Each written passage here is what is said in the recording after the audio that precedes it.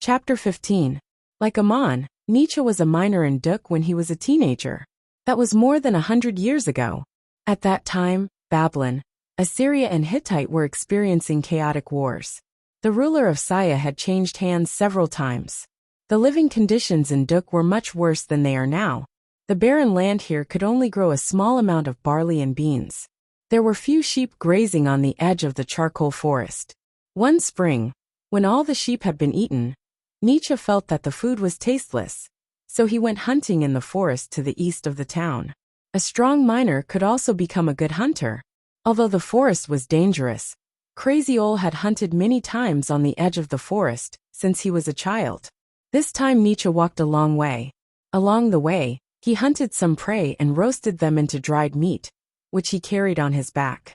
Unknowingly, he had already passed through the territory of the cave dwarfs and entered the steep Euphrates Valley. When he was chasing a deer, he accidentally lost his footing and fell from the cliff. Fortunately, he was entangled by vines in midair. After breaking many vines, he stabilized his body and climbed to a very secret place.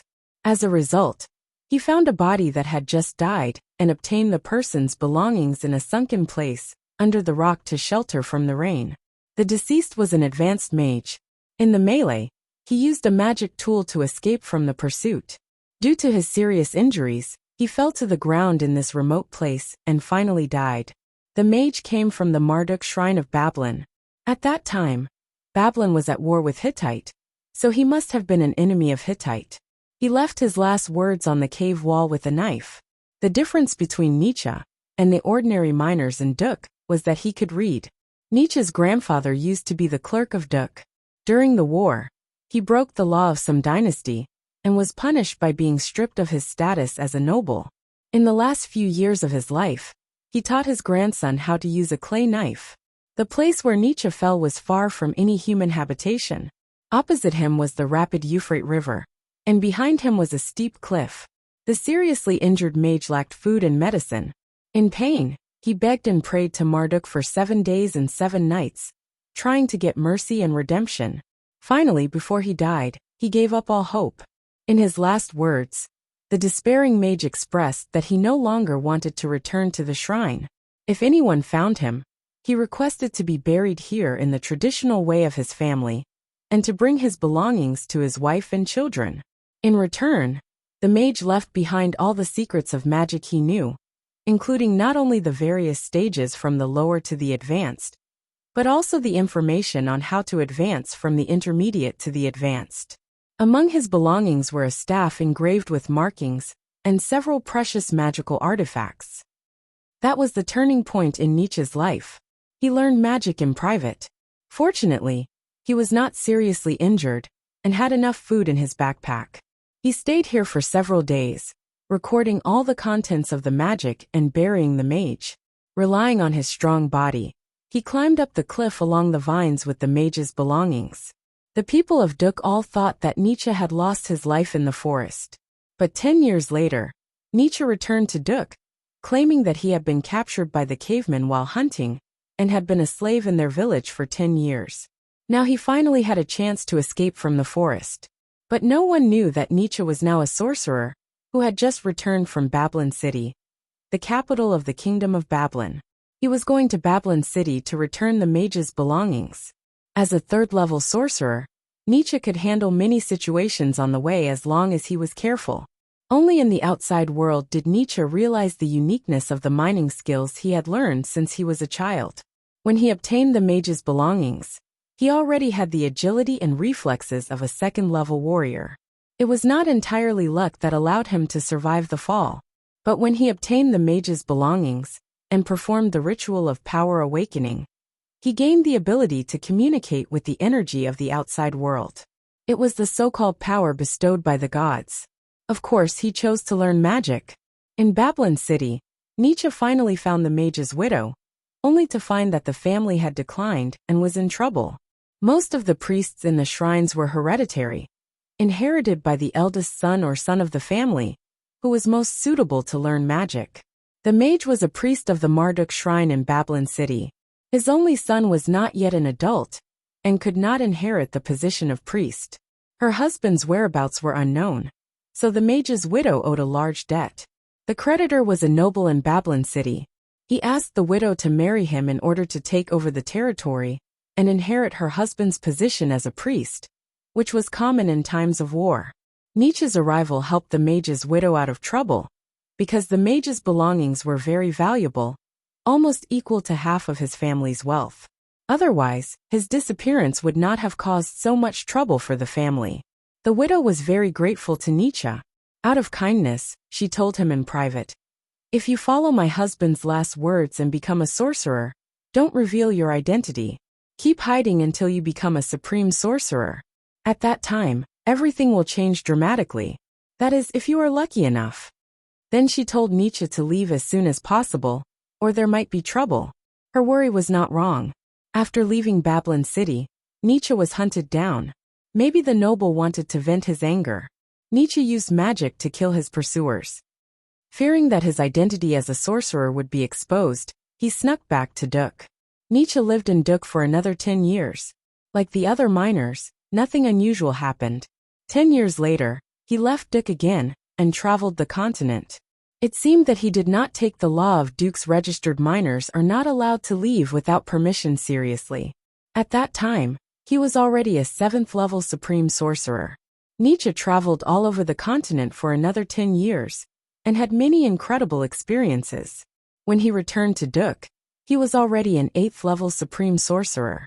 It was said that the mayor at that time wanted to hold Nietzsche responsible for leaving without permission. But for some reason, the matter was left unsettled. Since then, Nietzsche had been living in Duk. No one paid attention to him. They just regarded him as a crazy old man who liked to talk nonsense. Body arts and magic could not be practiced at the same level. This was an oracle and a law since ancient times. After obtaining the relics of the mages, Nietzsche awakened the power bestowed by the gods and began to specialize in magic. He achieved something close to the highest level. But later there was a problem that bothered him. Before learning magic, he had actually begun to learn something similar to body arts and reached the level of a 2nd-level warrior. When a boy in Duk came of age, the blessing ceremony presided over by the priest in the shrine of Murin was in fact similar to a ceremony to awaken some kind of power. Nietzsche knew nothing about it at that time. That was why he gave up body arts and focused entirely on magic. Unexpectedly, he became a supreme sorcerer. So he began to suspect that there might be some unknown secret behind it. But when he wanted to start practicing body arts again, he found it extremely difficult.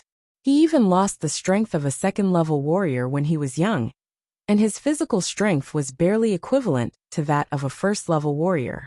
After all, he was old and had not practiced body arts for many years. Possessing 8th-level magic made him very strong, but it was already good enough that he could maintain his physical health and strength that surpassed that of an ordinary person. This unsuccessful attempt frustrated Nietzsche, and at the same time, he was even more confused. It seemed that because of this, he could never break through to the 9th level in magic. So Nietzsche often disappeared from Duk and returned after a while. Of course, no one cared about this crazy old man anymore. Crazy Ol began to ask around the continent for anecdotes that interested him. Stories of famous supreme mages and warriors, their lives and training, and legends about the gods in the shrines. Crazy Ol began to suspect that some of the so-called gods were described as demigods, no different from 9th-level supreme mages or 9th-level warriors. So, were they only demigods, or did they become real gods later on? If so, was it possible for mortals to become immortals? If so, how could they become gods? He also suspected that magic and body arts could be practiced at the same level, or that they were originally one, but were deliberately divided into 2 parts, making it difficult to practice at the same level. There might be some undiscovered mystery in it, the secret to becoming a god. Crazy Ol did not get the answer. When he was over 100 years old, he realized that it was impossible for him to verify it himself, so he placed his hope on a successor. After searching for a long time in many places, he finally found a talented child in a small village belonging to the Sepet of Cape. His name was Bear, and he was the son of a shepherd. Crazy Ol taught Bear everything he knew, hoping that he could solve the mystery that had puzzled him for most of his life. What happened next was needless to say. The last place Bear escaped to was also a dense forest between the mountains and the Euphrates River. He might have come to Duk to find Crazy Ol, but he could not shake off a large number of pursuers. No one knew what magic Bear cast on a cat, but the cat was able to pass through the heavy siege and the steep mountains to Duk, bringing a message to Crazy Ol. It was not that the cat could speak. One of Bear's best magic was message magic. He sealed a message on the cat. After Crazy Ol read it with magic, the message disappeared.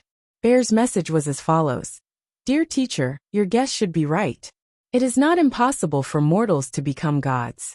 The secret lies in the practice of magic and body arts. No matter which one they are, breaking through the 9th level is the achievement of gods. However, simply practicing magic or body arts is extremely difficult, and there is almost no possibility of further advancement. This is the conclusion I reached after reading the biographies of countless supreme warriors and supreme mages in history. In fact, it is impossible to practice magic and body arts at the same level. At least that is what we have seen. There is one exception, and that is the most basic and almost insignificant technique of Duk. Teacher, you taught me that first. But you are also a Duk miner. You have made great achievements in magic, but you could not make a breakthrough in body arts. Apart from age and physical limitations, it is indeed a puzzle. I may have discovered a secret over the years. The practice of body arts is the same as that of magic. There are different kinds of tests. This kind of test is not specifically mentioned. Those warriors who advance to the next level may have unintentionally met the requirements, but there is no clear summary. If this is a method left by the gods, then it is possible that some content was deliberately ignored from the beginning. There are many more people who practice body arts than magic. Many people do not know what kind of tests they have unintentionally passed. They only think that they have relied on hard work, perseverance, and a little luck. They are right, but I want to unravel the secret behind this luck. People do not get lucky out of thin air. I have studied the experiences of countless warriors, both low-level and high-level, and have summed up some patterns in their experiences. These may be the content deliberately ignored by the ancient books. If magic and body arts were originally one, and they were combined as a method of practice, then there was a special order. Just like music, it could not be messed up. Otherwise, there would be no way to practice at the same level, and one could only give up on one achievement in order to obtain another. If you go astray from the beginning, it will be very difficult to give up the power you have gained and start over again. I am not sure about these, and it is still just a guess. The secret of becoming a god may be among them. Even if it is indeed the secret of becoming a god, most people can only look at it and sigh. Because whether it is a 9th level mage or a 9th level warrior, it is quite rare in this world. I am thinking about it, and have not come to a definite conclusion. I have taken the adoratress of the Temple of Isis and the god's tear, which may help me solve this secret. Because of this, I have been hunted by a large number of mages and warriors. I can only convey this message to you, teacher. Your student, Bear Crazy Ol, finally finished talking about the past, and sat down to drink in silence. Amon did not speak for a long time. Even if he had a stomach full of questions, he did not know where to start. These topics were too profound for him, beyond his imagination. They had been talking for the whole afternoon. It was getting dark, and it was time for Amon to go home for dinner. By now, Crazy Ol had finished a jar of wine, but there was no drunkenness in his eyes, only a trace of inexplicable tiredness. He put down the cup and said, Amon, I have watched you grow up and trained you since you were a child. Your potential and aptitude are even better than Bear's. Amon didn't answer. He felt that Crazy Ol was implying something. It seemed that Crazy Ol was plotting something against him. As expected, Crazy Ol continued, I wanted to train you into an excellent supreme sorcerer, but every time I think of Bear's message, I always feel that we should be more cautious. We can't make the first step wrong. Me? Amon did not finish the sentence. Crazy Ol looked at him and smiled. It was a strange smile. Of course it's you.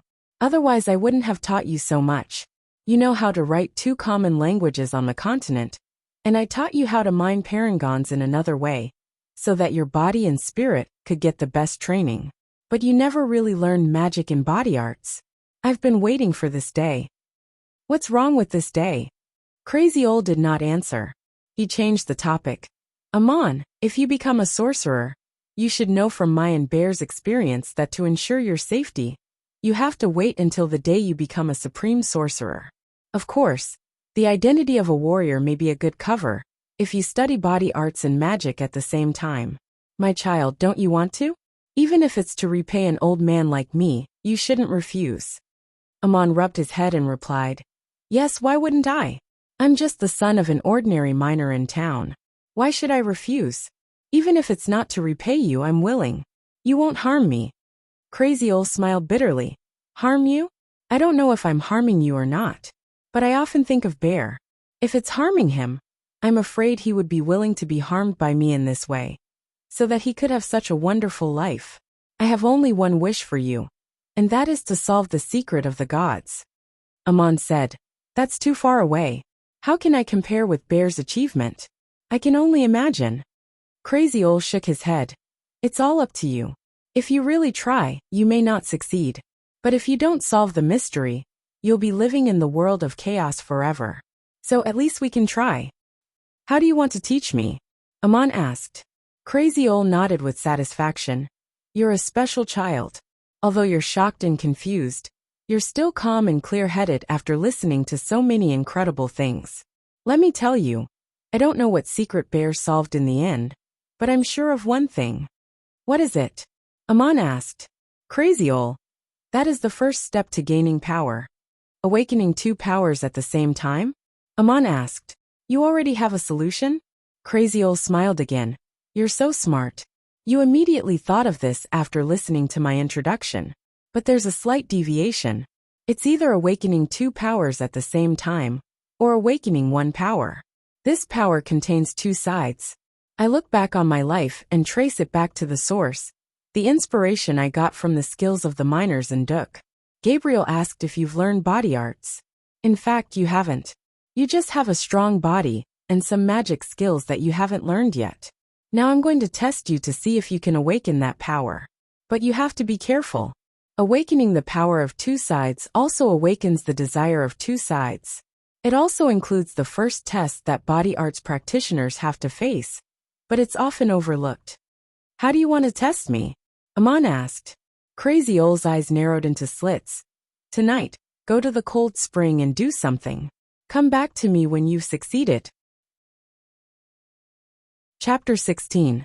That night, Amon came to the cold spring again, but not to bathe like usual. Usually, he would sit at the edge of the cold spring, soaking his body and washing his hair and face. But this time, Crazy Old wanted him to dive into the depths of the cold spring to find the mouth of the spring. He wanted to find something special and bring it back. As for what it was, Crazy Old did not say. The cold spring was piercingly cold. Under the moonlight, a layer of mist condensed on the surface of the water. It seemed to be steaming, but it was actually tiny water droplets condensed in the cold air close to the surface. In this bone-chilling water, ordinary people would have their teeth chattering after a few breaths. Even Amon needed courage to dive into the depths. Amon took a deep breath and dove into the spring silently. He tried not to think about the piercing coldness and focused on feeling the weak water flow at the bottom, looking for the mouth of the spring. The center of the cold spring was not too deep, about the height of two grown men. That was enough for Amon to drown. In the depths of the spring, the chill seemed boundless, and the heat in his body was rapidly draining away. Amon tried his best not to tremble and twitch, but every pore on his body was contracting and trembling, and every muscle fiber was trembling rapidly and weakly. It was difficult to concentrate in this situation, but Amon did it. He felt that the seemingly calm spring was flowing slowly in the depths. He traced the flow back to the source. The source of the cold spring was overflowing from a pile of pebbles at the bottom. Suddenly, Amon felt a deeper coldness in the bone-chilling coldness. It was a subtle difference that was hard to distinguish, because his body was already freezing. Amon touched a stone, which looked like a mineral core. When he tried to concentrate on feeling it, his body suddenly shivered uncontrollably, and he almost choked on the water. The coldness that he did not pay attention to before was suddenly awakened and crazily drilled into his body. It was not that the spring water had become colder, but that Amon seemed to have communicated with the source of the coldness, awakening and amplifying that feeling. For a moment, he almost could not bear it. He only wanted to leave this place as soon as possible, and he even suspected that he would be frozen in the spring water. However, Amon did not leave. There was a warm current rising in his body, spreading throughout his bones and limbs. This reaction usually only appeared when he left the cold spring and sat down to rest, but now it appeared in the spring. It meant that he had stayed long enough and was about to exceed a certain limit. His body had instinctively protected itself and awakened a kind of power. Amon grasped the pebble, which was the size of an orchor, but he couldn't lift it. It looked like a rock that had fallen into the water, but it seemed to be fixed in place by a mysterious force, in a state of stalemate. Amon, who was holding his breath, concentrated all of his spirit. In an instant, the cold and hot currents in his body seemed to be under his control. His whole body was trembling rapidly, and his chest was suffocating. His right hand released an astonishing amount of power. Suddenly, he felt the pebble was lifted. Amon's body jumped out of the water and landed with a plop, still holding the stone tightly in his hand. He climbed back to the shore, but he did not care about the pebble. Instead, he closed his eyes and sat there. He seemed to be motionless, but he felt that the blood in his body was flowing rapidly, and every pore was trembling in a way that the naked eye could not detect. The water droplets on his body evaporated, but the coldness in his body took a long time to slowly disperse. He had only been in the water for a short time, but he felt very tired. He stood up and moved his limbs, his movements like strange gymnastics. After he calmed down, he began to carefully examine the pebble. It looked very much like a mineral core, but Amon had seen all kinds of mineral cores, so he couldn't help but feel that there was something different about it. Although it was similar to a natural pebble, it felt a little artificial, although it was made very skillfully. When he felt it in the spring water, it was so cold, but now that he held it in his hand, it was only the normal coolness of a stone, and he could not feel anything unusual. Thinking of this, Amon suddenly realized that something was wrong. He put down the pebble and dived into the cold spring again. The water was still cold, but as Amon had guessed, the bone-chilling coldness was gradually dissipating. So far, Amon should have finished Crazy Ole's task, but he did not stop. He dived into the cold spring again. This time, it was much easier than the last time. Soon, he grabbed a pebble in each hand and threw it to the shore. Then he took a breath and dived again. After throwing 20 pebbles in a row, he climbed back to the shore. This time he was freezing. His body was a little purple, and he was panting and shaking like a sieve. It took him a long time to recover. At this time, he felt that the moon seemed to be brighter, and a warm feeling enveloped him and slowly seeped into his body. He looked up and saw a parangan floating above him, emitting a soft light. When he looked back again, Crazy Ole was already standing behind him. "Child, you'll hurt yourself. I didn't ask you to take out the whole magic formation. You just need to find the aquatic ore in the middle, and use your power to take it out." As Crazy Ole spoke, the parangan hanging in the air became brighter. The soft white light seemed to turn into a thick mist, which gradually healed Amon's body. At the same time, there was an oppressive feeling that made him speechless. "But you're even more outstanding than I thought. The reason I asked you to take out the aquatic ore is to test two abilities. First, your body must be able to withstand the cold spring, and still be able to use your power without being disturbed. Second, your spirit and willpower must be strong enough to be able to detect the slightest changes in that environment. Only in this way can you awaken the power of two sides." As he spoke, Crazy Ole waved his short wand, and the 20 pebbles on the ground broke into pieces silently, as if someone had used a sledgehammer to crack open a mining core. The 20 parangons were exposed. As for the first pebble Amon took out, its surface rippled like water, and then it flowed like water into the sand, revealing a blue parangan in the middle. Crazy Ole explained, 30 years ago, I used one aquatic ore and 20 parangons to set up a magic formation here, to create this cold spring. Now its mission has been accomplished. Those pebbles are not natural ores, they're camouflage. I'm not surprised that you found the aquatic ore, but I'm surprised that you found all the camouflaged pebbles. As he finished, the parangan fell from the air and was caught by Crazy Ol. The tranquil moonlight reflected on the surface of the water. Amon stood up and picked up the blue parangan. It's called the aquatic ore? Crazy Ol nodded. Yes. Different colors of parangons have their own names. The blue ones are called the aquatic ore by the mages. As a child growing up in Duk, he certainly knew that there were 4 special parangons other than the colorless and transparent ones: red, blue, black and white.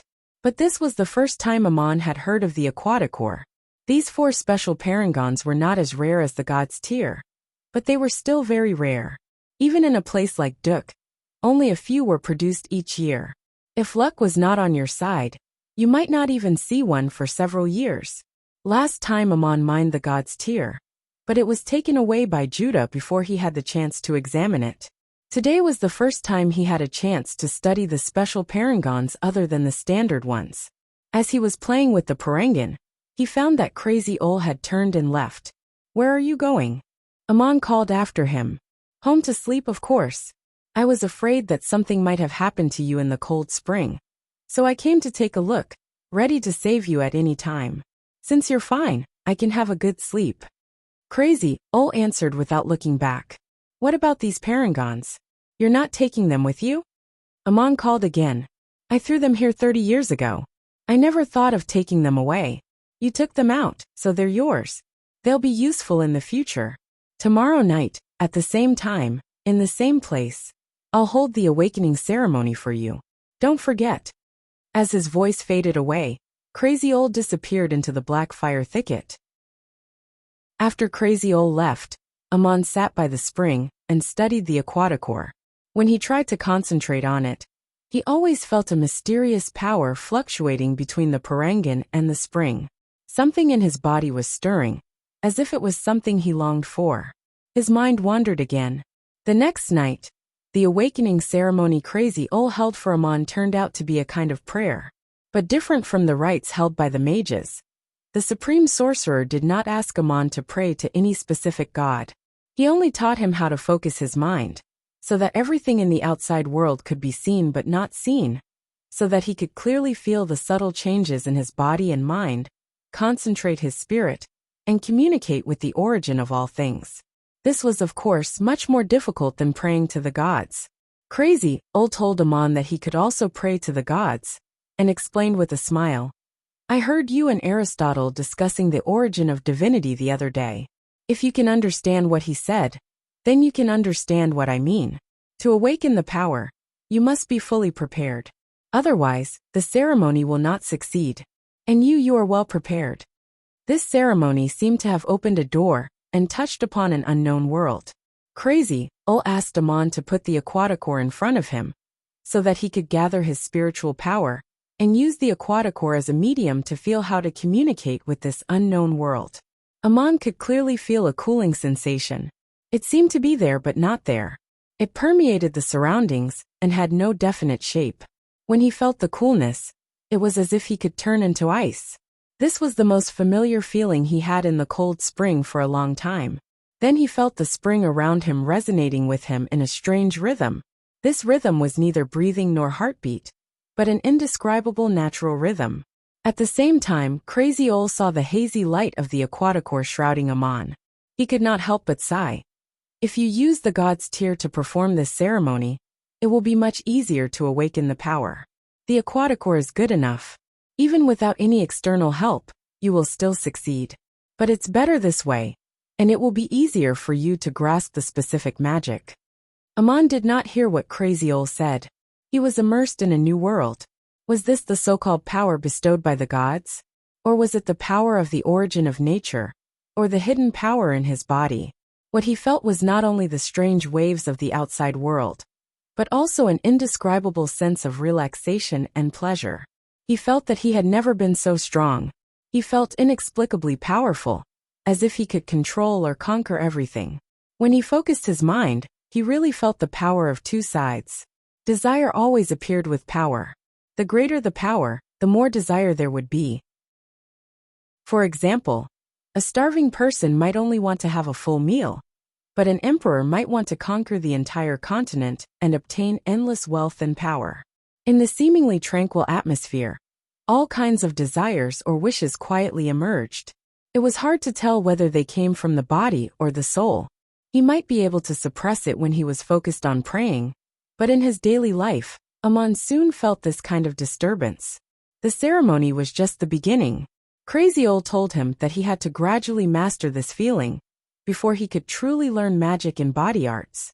It would probably take some time. In the next few days, Amon came to the spring every night and prayed attentively.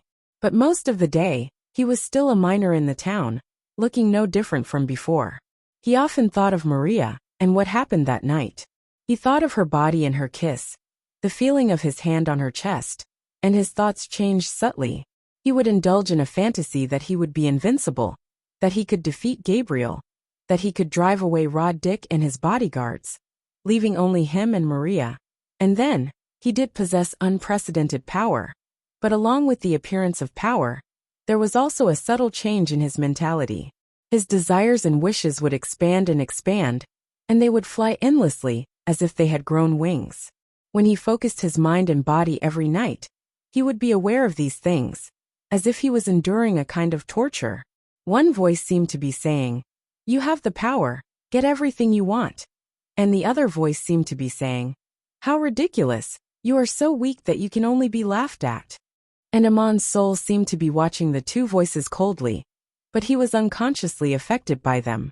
When Maria was going through all this, Gabriel told her that she only needed to observe with a pure heart and not be influenced by it. But Crazy Old did not say that to Amon. He only told Amon that it was a test, and it was up to him to face it. In addition to the turmoil that attacked his soul, Amon's body also had an unusual reaction. He had an illusion that he was getting stronger every day. His steps were so strong and steady when he walked.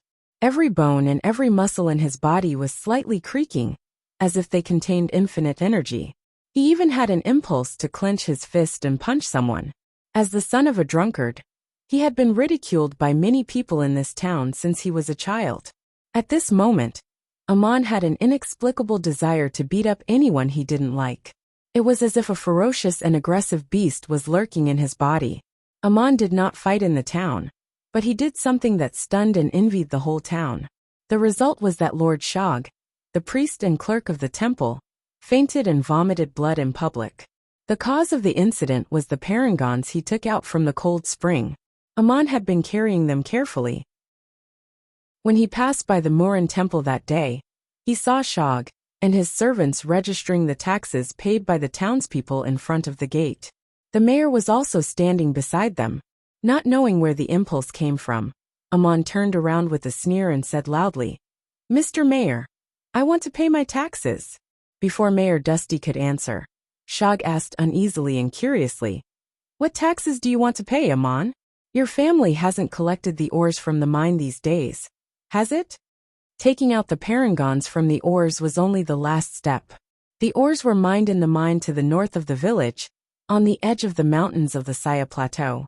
It was impossible for one person to cut open the mountain, chisel, and excavate the ores alone. It was the collective work of the miners in the town, supervised by someone.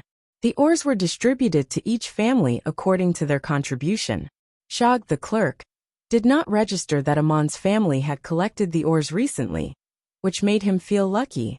Amon replied, "Dear priest and clerk, I happened to find a batch of ores washed down by a mountain torrent in a stream in the charcoal forest. It was like a gift from the gods. There was no need to dig the ores manually. I took them home and opened them up. I took out a batch of parangons. According to the laws of the town, these are also taxable." Chapter 17. Mayor Dusty was both surprised and amused. He could see that Amon wanted to pick a fight with Shog. He could not help but wonder how brave the kid was. Amon did have a reason to pick a fight with Shog. Shog almost cut off one of his fingers last time, and Amon had never offended the priest. But thinking was one thing, but the kid actually did it. Amon claimed to have found a natural, or core, that did not need to be mined in the stream from the mountain torrent. This situation was not impossible, but it was very rare. If some townspeople really found one or two of these ores, they would only take them home secretly. There was no way they would report it. Of course, they would keep the ores. As long as they did not say anything, no one would know. By doing this, Amon clearly wanted Shog to pay the tax for him, who asked the priest to make such a promise just to apologize. Shog's face darkened, but he could not say anything in front of the crowd. He asked, Amon, you're a lucky and honest kid. Can you let me have a look at your ores? He thought that Amon had found one or two ores at most. When Amon took out a piece of sheepskin and opened it, everyone around gasped. Shog's eyes darkened, and he fainted on the spot. If it were not for the servant next to him who caught him, the back of his head would have hit the stairs. In the dirty sheepskin, there were not only 20 colorless and transparent standard ores, but also a special ores that glowed with a dark blue luster, like strange and mysterious water rippling in it. The onlookers were all shocked speechless. At this time, the mayor was the calmest. He was the first to come back to his senses. He took a deep breath and asked, Amon, did you really find these? Amon nodded without changing his expression. Yes, it must have been a mountain torrent that happened to open up a vein of ore. A bunch of ore cores were exposed in the dry stream. I was very lucky to find them. Dusty swallowed, and felt his lips were a little dry. He looked around and said in a low voice, Actually, you can do this to yourself. He only said half of each sentence, but the meaning was obvious. In fact, Amon could have stayed quietly and not told anyone. But doing so would force Master Shog to pay the tax, which would not benefit Amon. Master Shog would definitely take revenge. How could a miner's son offend Master Shog's power and status? Someone said, Master Shog has fainted. What should we do? Amon also replied, Mayor, I want to pay taxes. You won't make me violate the law in public, right? Mayor Dusty sighed and said helplessly, Wake Master Shog up. We all know that Amon's family tax for this year will be paid by him. Only the mayor knew why Shog fainted.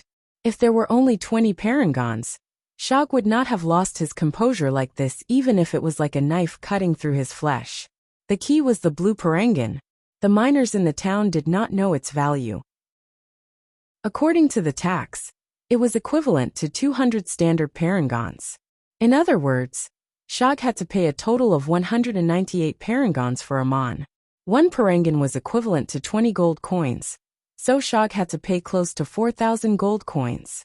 Such a sum of money could buy a luxurious manor in Saya, with a flock of servants and cattle. Shog was woken up by someone rubbing his chest.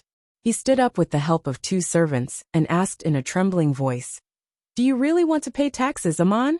His eyes looked like they were about to drip blood as he spoke. If looks could kill, Amon would have been dismembered.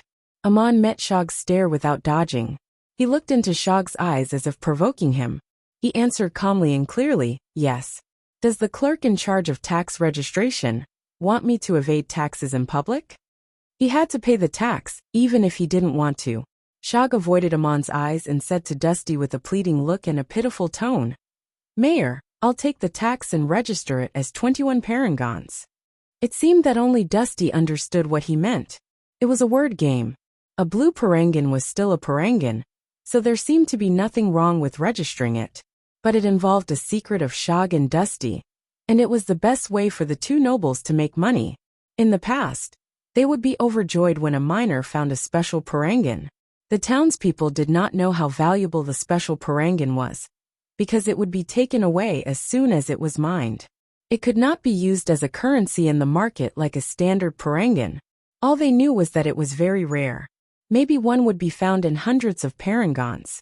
If it was mined, the mayor would be happy to reward the miner with an extra parangon.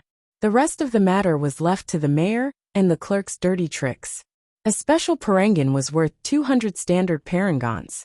According to the law, one could keep 20 parangons for himself. The miner who mined it only got one as a reward, and the other 19 were pocketed by Dusty and Shog. That was not the most profitable situation. If the mayor allowed it to be a word game, and the clerk only registered the parangon instead of the special one, they could get a share of 198 parangons. But the situation was different now. The more valuable the blue parangon was, the more Shog had to pay for Amon's tax. Shog was hinting to Mayor Dusty not to register it as the Aquaticore, just like he did before. He was even winking at the mayor, hoping to hide the value of the Aquaticore and trick Amon into giving him a normal Parangan as a reward. In this way, not only would he not lose anything, but he would also make a fortune. Mayor Dusty hesitated. He coughed and was about to speak. Unexpectedly, Amon said loudly, "My Lord Priest, I'm sorry. Don't forget I can read too. Please register it truthfully. 20 standard parangons and 1 blue parangan. I can read it." This sentence was like an invisible hammer. Shog's body suddenly trembled, and then he leaned softly on his servant's shoulder. He did not dare to look at Amon, but only at Dusty. Dusty's face darkened. He said to Amon in a low voice, "Leave the taxes to the lords. Anyway, they won't make you pay. And your blue parangan, can you give it to me? The town will give you a special reward."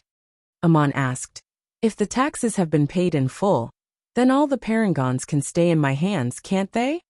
Dusty's throat was a little dry. He said in a low voice, "If you pay the special parangons, you will get an extra reward. You don't lose anything." Before he finished, Amon felt a hand on his shoulder. Crazy Ole's voice was unhurried. "My lord, I often see this kind of thing. Some people take things that don't belong to them. Over time, it becomes a habit, but they forget that it doesn't belong to them. If one day they don't get what doesn't belong to them, they will feel that the real owner shouldn't have it. What kind of person is that?" Looking at Shog's pitiful face begging the mayor, Amon somehow felt a nameless anger rising in his heart. He could hardly suppress it. He wanted to take 2 steps forward and punch Shog in the face. The thought made Amon's body tremble. Crazy Ole appeared at this moment. He put his hand on Amon's shoulder, and an invisible force stopped Amon from moving. Mayor Dusty did not speak, but Crazy Ole continued, "This is the devil. Desire is not necessarily evil. It can encourage people to create and pursue more beauty. But I want to tell a story. There was once a man who stole a gold coin from me every day, and no one pursued the matter. Later on, I kindly told him that it was not good to do so, but his heart was filled with hatred and curses. He asked me to encourage and praise him to continue this behavior. Otherwise it would become my evil deed. But he completely forgot that he had once received so much from me. Tell me, whose evil deed is this?" Mayor Dusty broke out in a cold sweat under Crazy Ole's stare. He unconsciously took a step back and turned to Shog. "Clerk, Amon's request is normal and legal. Since he can read, let him watch you register. Write down 20 standard parangons and 1 blue parangan. You will pay the tax." As soon as he said this, Lord Shog's eyes turned white. He straightened his body and spat out a mouthful of blood. Then he fell into the arms of a servant. The servant hurriedly carried him into the shrine for emergency treatment. Most people still did not understand what had happened. It seemed that Lord Shog was sick, very sick. Crazy Ole watched coldly as Shog was carried into the shrine. Then he said to Dusty, "The clerk is not well and can't work. Mayor, please register it yourself." Dusty wiped the sweat off his forehead and nodded. "Okay, I'll register it. Take the kid away." But when he saw Shog vomiting blood and fainting, he calmed down somehow. He felt that this noble priest was just like a lowly and pitiful worm. Shog vomited blood and fainted. But when he saw Shog vomiting blood and fainting, he calmed down somehow. Crazy Ole's hand on Amon's shoulder tightened. Amon involuntarily turned half a circle and followed Crazy Ole. "Kid, Shog deserves it. But you're suffering. Do you understand the desire of 2 sides? Learning how to face it is like learning how to use power. What you did today was dangerous. You were not calm enough. If you don't learn how to face this test, I won't see your achievements in the future. I'm afraid I'll see your corpse soon." They were in Crazy Ole's house. Nietzsche drank as he spoke, but he did not pour any for Amon. Amon asked, "You mean Shog will take revenge on me?" Crazy Ole laughed. "Of course. You know the consequences. Of course he wants to kill you. Do you know the value of the Aquaticore?" Amon said, "I don't know. You didn't tell me. I think it's worth a lot." Crazy Ole said, "People in Duk have a different concept of money. 1 Aquaticore is worth 200 parangons, which is equivalent to 4,000 gold parangons. And it's not something you can buy just because you want to. Such a sum of money can cause bloodshed anywhere, let alone in the hands of a kid like you. Duke is safe for now, at least I'm here. But what about you? Amon lowered his head. You seem to know what I'm going to do. You didn't stop me.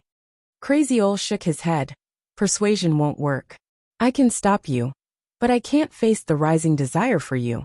After this incident, you should understand how to control it. Face it with a clear mind, and even enjoy it. But don't let it control your thoughts and actions. Besides, I'd like to see you deal with Shog. He deserves it. But you have to watch yourself. Amon nodded. I think I understand. Crazy Ol stood up. It's good that you understand. Now you can learn the most basic first-level magic. There are many kinds of magic, including elemental magic, spiritual magic, prayer magic, spatial magic, message magic, and so on. It's difficult for a sorcerer to master all kinds of magic. Most of them have their own specialties. I don't know what you're good at. Since you have the Aquaticore, you can start with water magic. Magic was so mysterious and profound in Amon's mind. But Crazy Ol told him that the standard to become a first-level mage was very simple. A sheet of ice. Summoning the water in the environment, condensing it into ice, and quietly covering the ground with a layer of ice. What Amon didn't know was that this meant 3 kinds of water magic. Although they were all first-level magic, the combination was not easy, and it had to be done silently. Crazy Ol didn't tell him how difficult it was for a beginner sorcerer. He only said that it was the easiest way to start.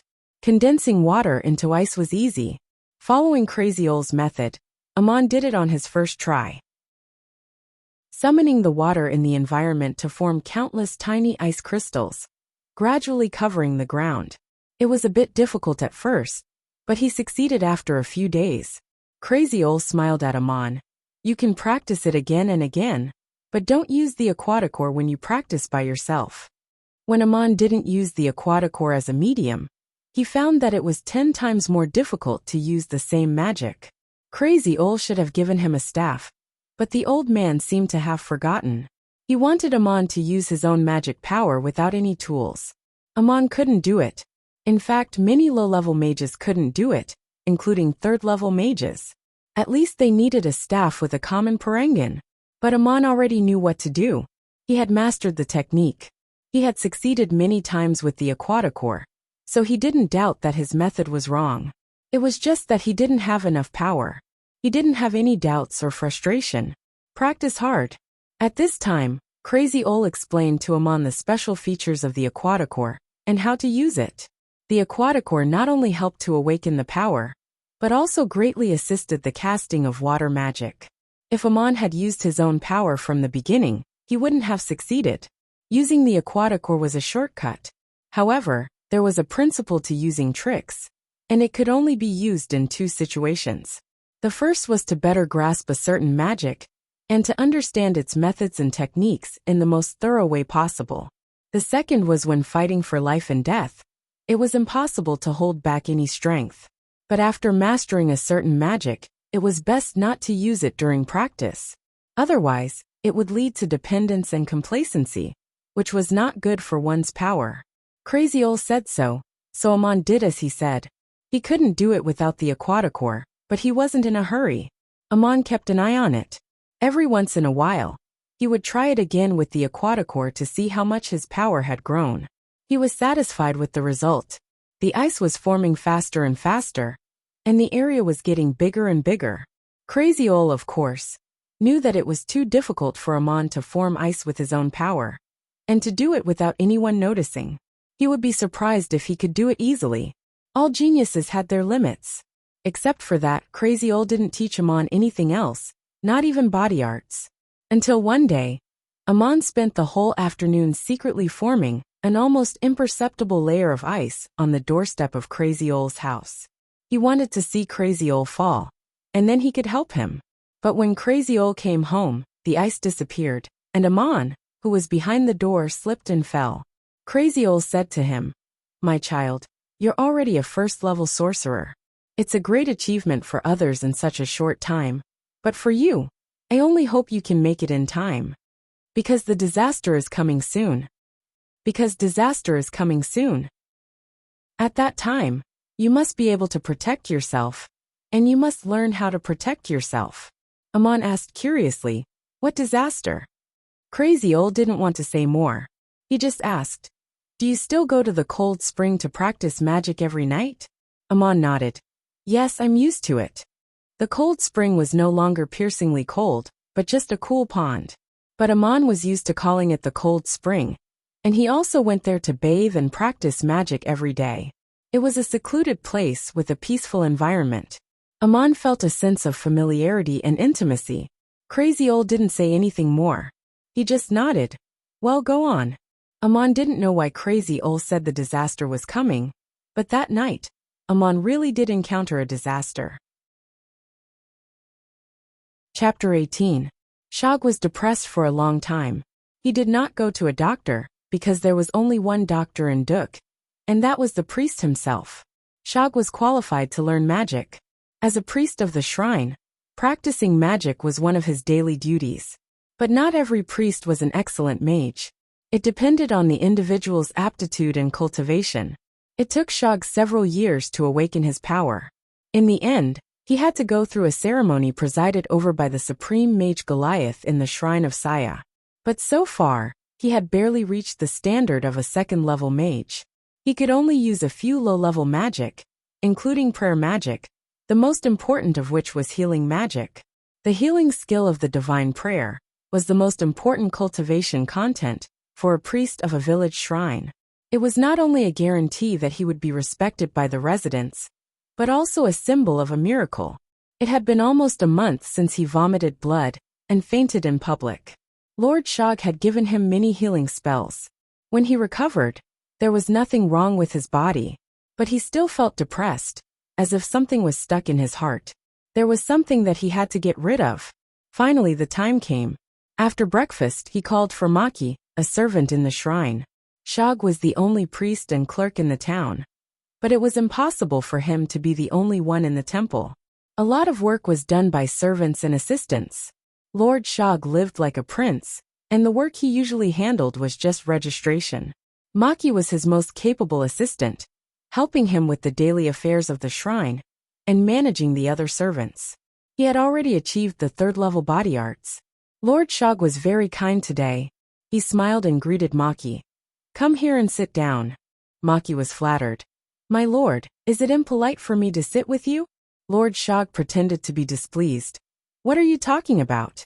You are my most capable assistant, my most trusted companion. What's wrong with sitting at the same table? Sit down, or I will be angry. Maki sat down at the table. Shog pushed a plate of snacks to him. It was a kind of fresh wild fruit that the servants picked in the forest east of the town. It was sweet and sour. Maki took one and ate it carefully. Shog smiled and asked, your body arts have reached the third level, right? He's only one step away from becoming an intermediate warrior. Maki hurriedly replied, I was originally just an ordinary miner in the town. It was you who told me that there was something similar to physical cultivation in the mining techniques. And you also read me books about physical cultivation. That's how I was able to achieve what I have now. Don't worry, sir. I didn't tell anyone about it as per your instructions. Shog smiled happily. What's there to worry about? You're the one I trust the most. If you can become an intermediate warrior, I can go to the lords of the city and make an exception for you. If you're lucky, I can find an opportunity to make you a noble, or at least let you become a warrior of the shrine and a deputy with a divine title. Maki quickly stood up and took a step back. Thank you, Master Shog. I don't know how to repay you. Shog waved his hand. Sit down, let's talk. Maki, have you found out what I asked you to investigate a few days ago? Maki sat down again and answered seriously. As per your instructions, I've been keeping an eye on Amon for the past 10 days. He often goes to Crazy Old's house, and he also goes to the charcoal forest alone at night, passing through a very hidden path among the rocks. Shog frowned. He's really brave. A kid going to the charcoal forest at night? What's he doing there? Maki shook his head. I don't know. After saying this, he seemed to feel that this answer was not appropriate. He thought about it and said, is he looking for orcores again? He picked up so many orcores in the charcoal forest last time. Does he want to try his luck again? Looking for ores in the middle of the night? Shog was puzzled. He lowered his voice and asked, "What about the other thing I asked you to do?" Maki also lowered his voice. "I went to Amon's house 3 times when he went out at night. The drunkard didn't notice at all. There are very few things in his house, but they are also very simple. I don't even need to look through them. I found a few dozen silver coins and 2 gold coins. According to your instructions, don't touch anything until you find the parangons. The parangons should be with Amon all the time. I remember they were wrapped in a sheepskin." Shog moved closer to Maki. "Maki, I want you to do one thing tonight." Maki's face turned pale and stiff. He did not speak for a while. Shog stood up and walked behind him. He patted his shoulder and said, "The 20 parangons are all yours. As for the blue parangon, please put it in the Hall of Murin. Don't let anyone find it. It's for the goddess. I won't be there. And you didn't give it to me. Got it?" Before Maki could answer, Shog put his hand on Maki's shoulder and said, "If you can become an advanced warrior, I'll apply for the position of a temple warrior for you. Then you won't have to pay taxes, and you'll still get your salary. As for the money, if it's a gift to the lord of the city, you may have the chance to become the 3rd noble in the town. You can choose how you want to live your life. But don't forget that I'm treating you as my most trusted assistant." Maki gritted his teeth. His face twitched a few times. Finally he nodded. "I understand, my lord. I'll do as you say." Shog went to the corner and poured 2 glasses of wine. He sat down again and handed one to Maki. Then he shook his head seriously. "You're wrong. You must remember that this is not my order. If someone finds out, they can only say that you were following Amon and trying to find the place where he picked up the ores. I didn't know about it." In the middle of the night in the charcoal forest, Amon was practicing his water element summoning by the spring. He did not practice the magic taught by Crazy Ol.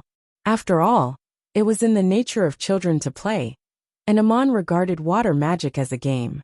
The water in the environment was controlled and condensed into tiny crystals, like a layer of mist.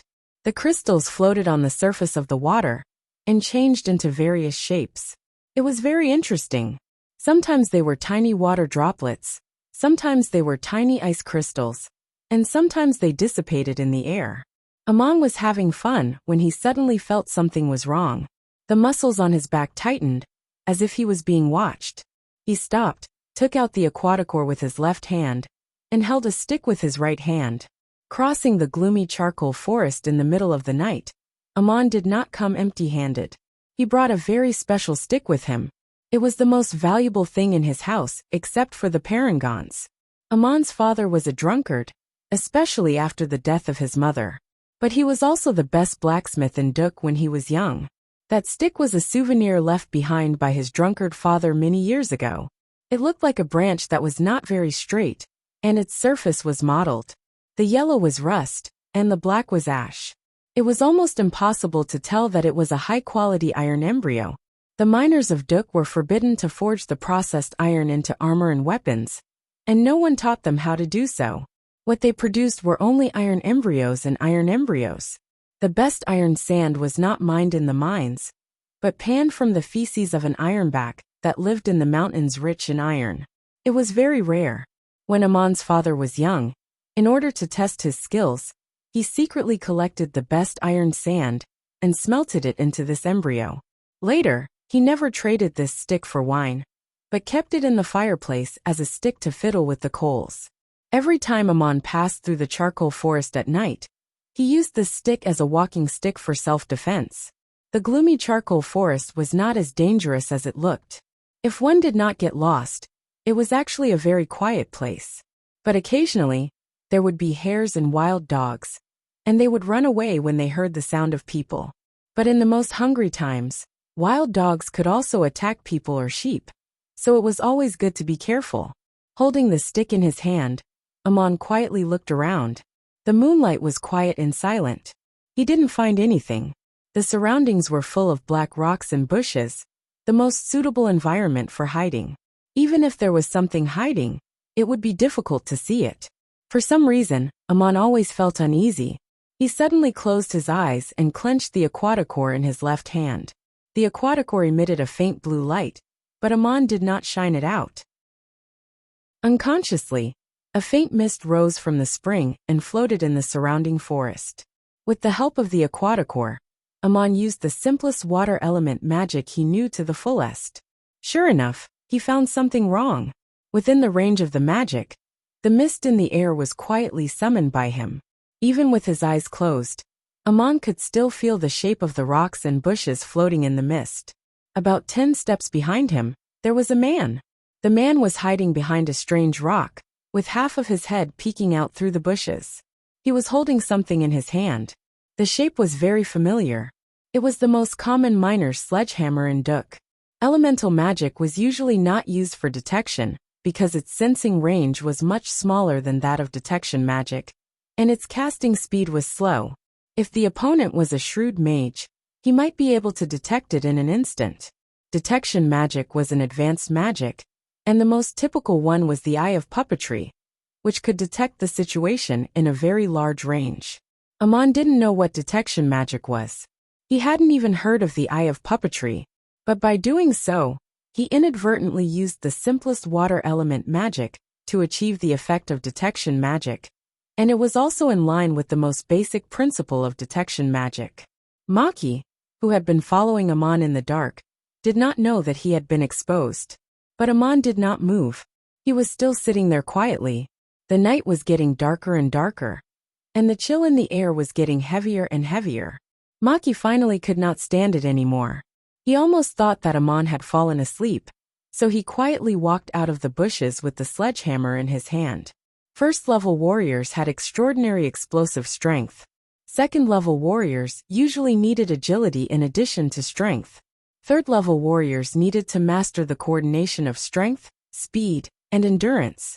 As a third-level warrior in Roddick's personal guards, he could pierce through several cows with a single throw of his spear. Although Maki had never been trained in this way, he moved like a nimble leopard cat with the heavy sledgehammer. He barely made a sound. There was a small open space next to the spring. Maki walked out of the bushes and came to a place where Amon could see him. He was only about 20 steps away. Suddenly, a fierce look appeared in his eyes. He sped up and swung the hammer in his right hand. For a third-level warrior, this distance could be covered in the blink of an eye. There was no time for Amon to react, and Amon seemed to have no reaction at all. However, Maki had only taken 2 steps when something unexpected happened. His foot slipped and his body swayed. He tried his best to steady himself, but his other foot slipped again when it touched the ground. Because of the inertia, he could no longer stand straight and fell to the ground. The hammer slipped out of his hand and fell into the spring. When he realized what had happened and tried to get up, he suddenly received a heavy blow on his shoulder. The pain almost made him faint. Maki struggled to raise his head and saw that Amon was already standing in front of him. Amon was pointing a branch at his face, and his other foot was stepping on his shoulder. This kid was so strong that he could not even turn over. The ground was so cold that he could not help but shiver. Amon asked in surprise, "Maki, why are you here? Why did you follow me here in the middle of the night?" It was Maki's bad luck today. Under normal circumstances, a third-level warrior would not be afraid of a first-level mage in melee combat if he was prepared and vigilant. However, Maki did not expect that Amon could use magic. Although it was just a simple first-level water magic, the effect of its control and application was so incredible. After discovering Maki, Amon secretly condensed a layer of slippery ice on the way, and used a thin mist to cover the reflection of light. If Maki had walked slowly, he would have been fine, but if he rushed forward, he would definitely have slipped. This was the power of magic. It did not need to be very powerful, but it was a different kind of power. Amon also used the aquaticore. Maki was very angry. He stretched out his hand, trying to grab Amon's ankle. He shouted, "Let me go, Amon. If you can come here, why can't I? Child, how can you be so rude? Of course you can come to the charcoal forest. But why are you following me in the middle of the night?" Amon did not let go of Maki. He gently poked the back of Maki's hand with the branch in his hand. Maki gritted his teeth in pain. Fortunately, his bones were not broken. Only then did he realize that the stick in Amon's hand was not a branch. It was harder and heavier than pig iron. Maki panicked. He suddenly realized that in this place, Amon could kill him with the stick without anyone noticing. His original idea was to kill Amon quietly in a secluded place. He did not expect the situation to be reversed. He hurriedly explained, Amon, I followed you just to see where you found the ores. I also want to try my luck. Amon narrowed his eyes. You think I'm looking for ores in the middle of the night? Maki replied. Aren't you?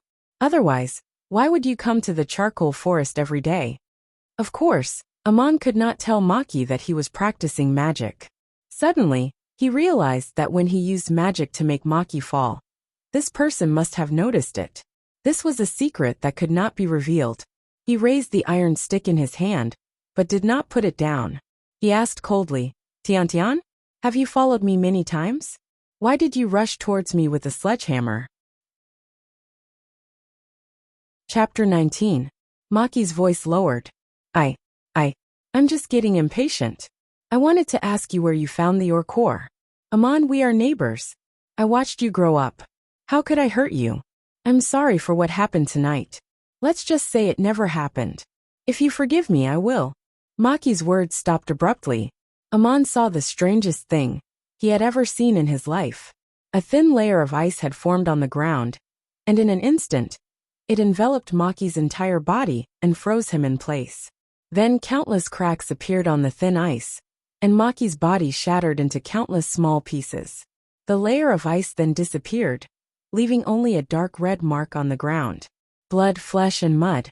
Maki had silently disappeared forever. Amon looked up. It was Crazy Ol. Amon couldn't tell what magic this supreme sorcerer had just used. Was it freeze or space cutting? In the blink of an eye, Maki disappeared without even asking anything. It was the first time for Amon to witness a murder with his own eyes, especially in such a strange and horrifying scene. He took a few breaths before asking, Crazy Ol, you killed him just like that. Didn't you ask him clearly? Crazy Ol's face darkened. He followed you for 10 days, and went to your house 3 times in the middle of the night. Today, he suddenly rushed to you with a sledgehammer. What other possibilities do you think? Amon was shocked. He went to my house? When I was not here? Crazy Ol nodded. Yes. You were calm a few days ago, but you were not careful enough. Tonight, you made a breakthrough and found him. You have to pay attention to the slightest changes in the environment. Do you know how important this is? Alas, maybe I'm asking too much of you. You're just a kid after all. Anyway, you didn't kill him right away, which means you've passed the test of impulsive desire. Amon asked in confusion. You said that I passed the test of impulsive desire. But why did you kill him without asking anything? At least let him explain. As he spoke, he looked at the dark red marks on the ground with lingering fear. He still hadn't calmed down. Crazy Ol said, My boy, some things don't need to be asked. What you need to learn is not only magic or body arts, but also how to see the world clearly. Otherwise, what's the use of strength? Ferocious beasts have great strength. Do you want to be as ignorant as a wild beast? Amon said, Ignorant? I just want to know why he came. What did he want? Did he want to catch me or kill me? Crazy Ol pointed at the marks on the ground. To catch a kid, he didn't need to swing a hammer like that. Nor did he need to use such speed and strength. That was a fatal blow. He didn't even want to ask you anything before he wanted to kill you. Perhaps he was worried that he couldn't do it, so he used the most direct method without hesitation. Amon could not help but shiver slightly. Are you so sure? Crazy Ol sighed again. Maki knows you because we are neighbors in the town. He watched you grow up, and we are very familiar with each other. But he didn't wear a mask today, so he didn't consider what you would do if you recognized him. That can only mean one thing. Before he came here, he didn't think that you would tell anyone about this. Amon lowered his head. I didn't expect Maki to do this. He deserves to die, but I'm also at fault. If I didn't take out the Aquaticore to force Shog, today's disaster wouldn't have happened. Crazy Ol nodded. You knew he was sent by Shog? Amon said. How could I not have thought of it after you reminded me? He didn't even wear a mask. Not only to rob, but also to kill. So it must be Shog's order. Maki is Shog's servant. Crazy Ol came to Amon and patted his back, as if to comfort him. You said you were at fault, but that's your own business. It has nothing to do with what happened to Maki. For him, you did nothing wrong. You could have killed him or not. But if you want to forgive someone's crime for some reason, you have to understand two things. Amon looked up. What are they? Crazy Ol answered slowly. First, you have to understand that when anyone makes a choice, he also has to face the consequences, whether he is willing or not. Take Maki for example.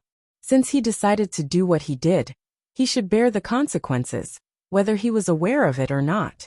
Second, if you choose to forgive and forgive, you have to understand and be able to bear the consequences. You have to figure out whether you're resolving the grudge or bringing more harm to yourself or others. As for Maki, as a level 3 warrior, there's no way he didn't notice that you used divine arts just now. Even if he can't kill you, he'll definitely report you. You didn't do anything wrong, but he wants your life. Amon lowered his head again. You don't have to say so much.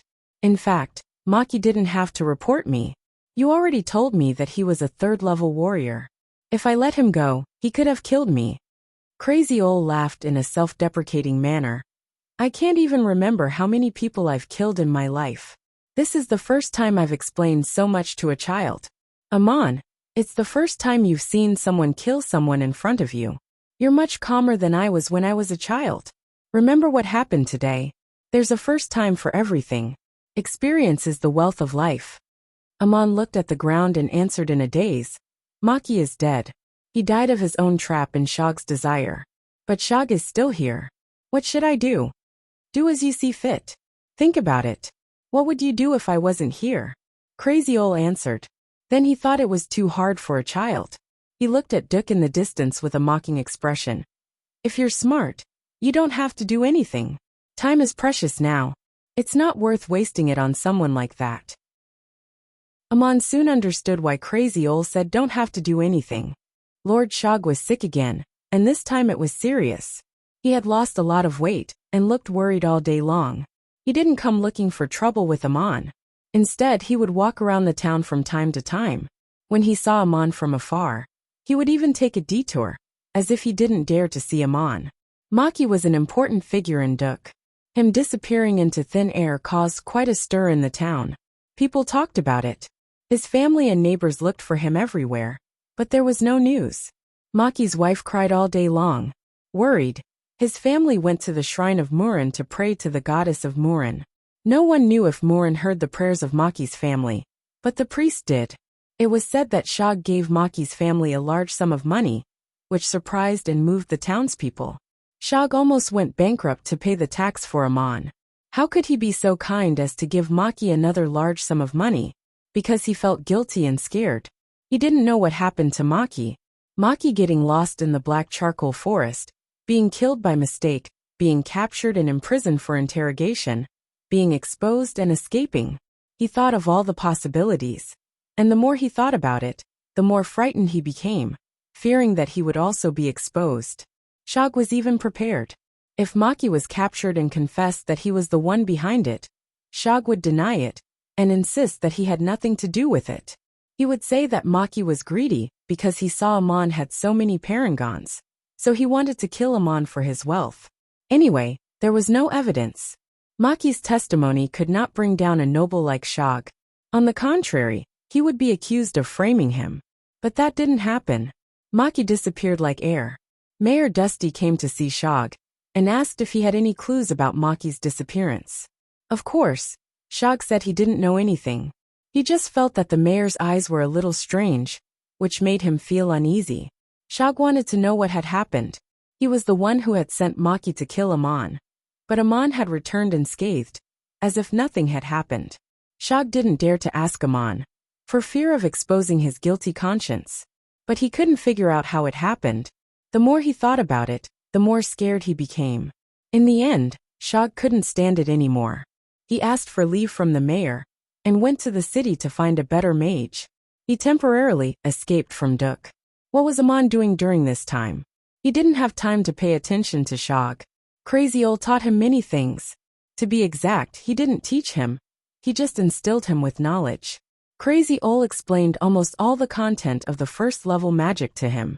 It was impossible for Amon to learn them all in such a short time. And Crazy Ol didn't ask him to. He just asked him to memorize them. No matter how good a sorcerer was, he couldn't master all the magic. But he had to understand them and know how to deal with them in different situations. On the other hand, Crazy Ol didn't know what Amon would be good at in the future. It seemed that he couldn't wait to observe, so he laid the foundation for Amon. Such a method of teaching theurgy was almost never seen in the major shrines. Amon tried his best. Only when he was in a state of concentration could he remember so many complex magic incantations. It was even more tiring than mining. In comparison, learning body arts using strength was much easier. Crazy Ol only asked Amon to memorize and understand the lower-level magic, while Amon was practicing body arts. The first level of body arts required the awakening of explosive power, which Amon had already achieved. Crazy Ol asked him to use this power. The technique of Duke's miners included the ability to release and release power at will. But from the point of view of body arts, its original purpose was to strengthen people's bodies. In reality, the most important skills were used in combat, so it was also called martial arts. Crazy Ol wasn't very good at combat, so he only asked Amon to use the branch to practice and feel how to use strength by himself.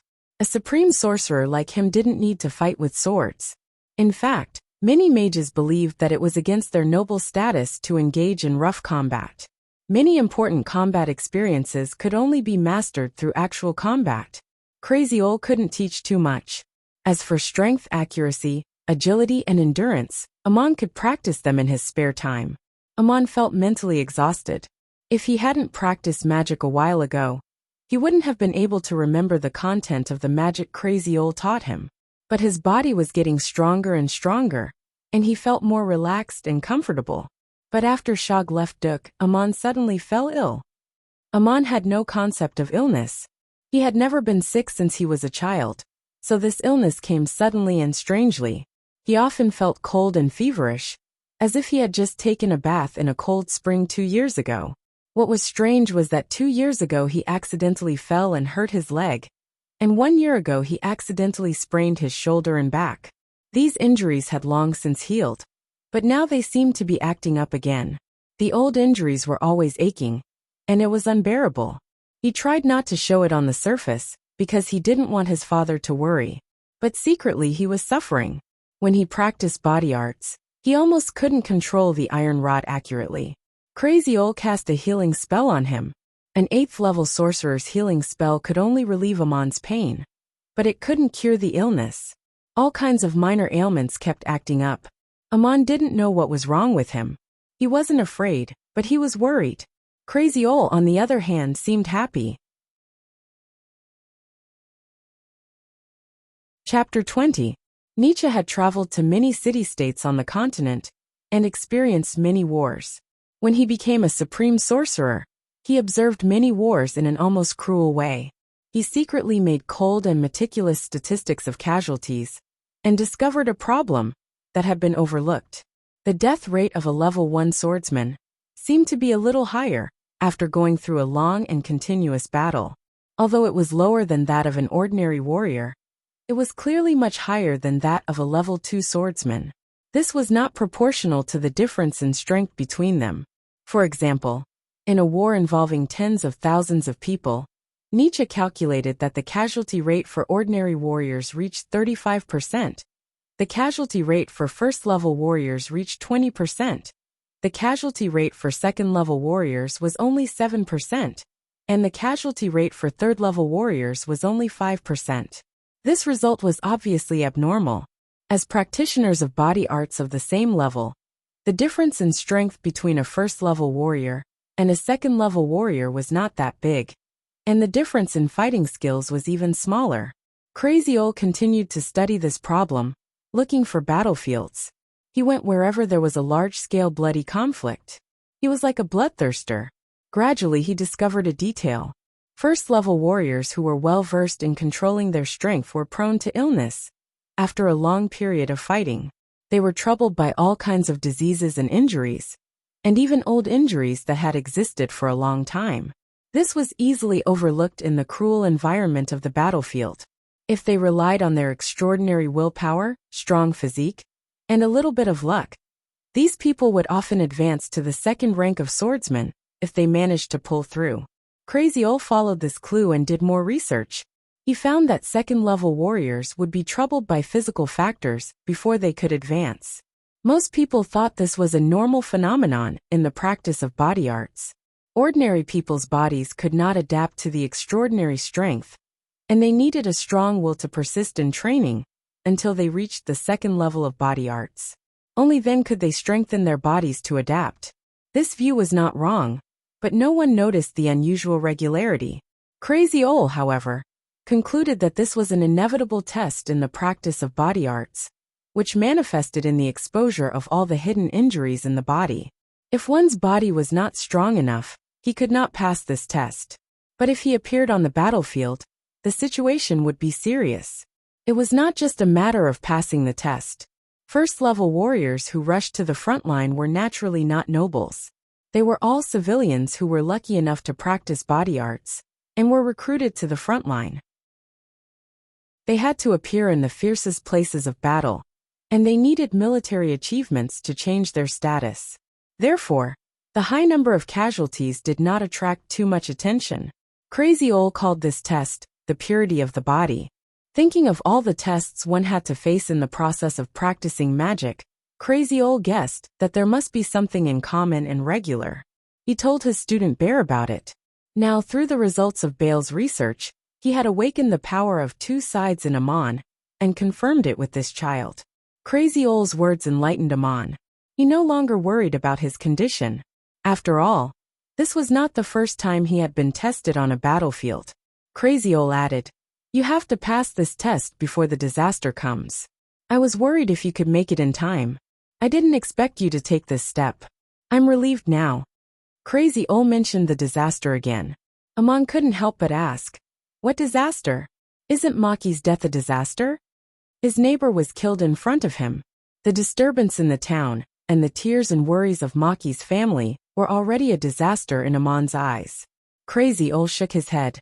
"Now is not the time to tell you. You will soon face another disaster. The day of your departure from Duk is coming." Amon was surprised. "Leave Duk?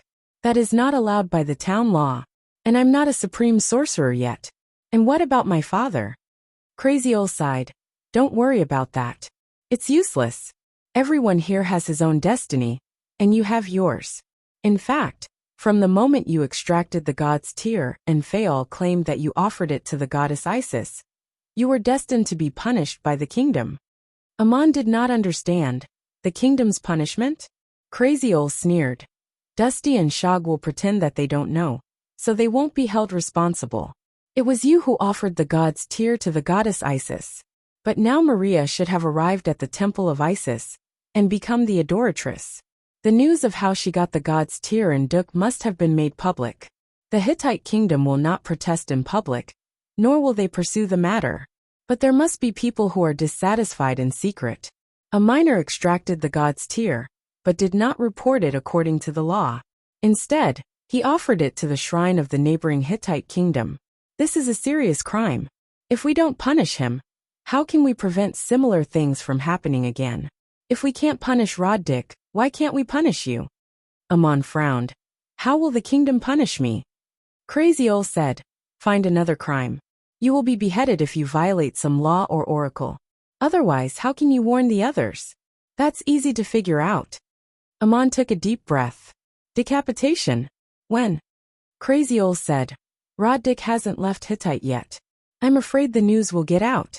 But to punish you, we have to wait until the news of the adoratress' ascension to the throne is announced. Then an emissary will be sent from the capital. It should take more than 2 months. Soon. But you don't have to worry about being beheaded. I have some old friends here. I will arrange your departure in advance. Start preparing for your long journey now. Don't tell anyone." Amon's expression changed to one of panic and helplessness. "Am I going to leave Duk? Leaving my father and you?"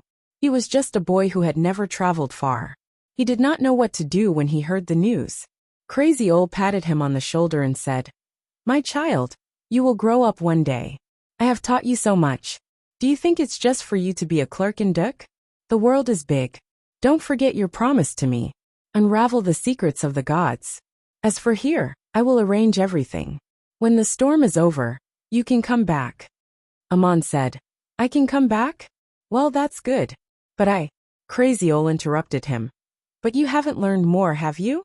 I will try my best to record everything I know and give it to you. The rest is up to you. I not only want you to unravel the secrets of the gods, but also to prove this path yourself. So I don't want you to take the wrong path. I have already taken the wrong path. Even if I become a 9th level sorcerer, it will be the end. Now I want to remind you of 3 things. You must remember them, and don't ask why. Amon was a little stunned. Tell me, I will.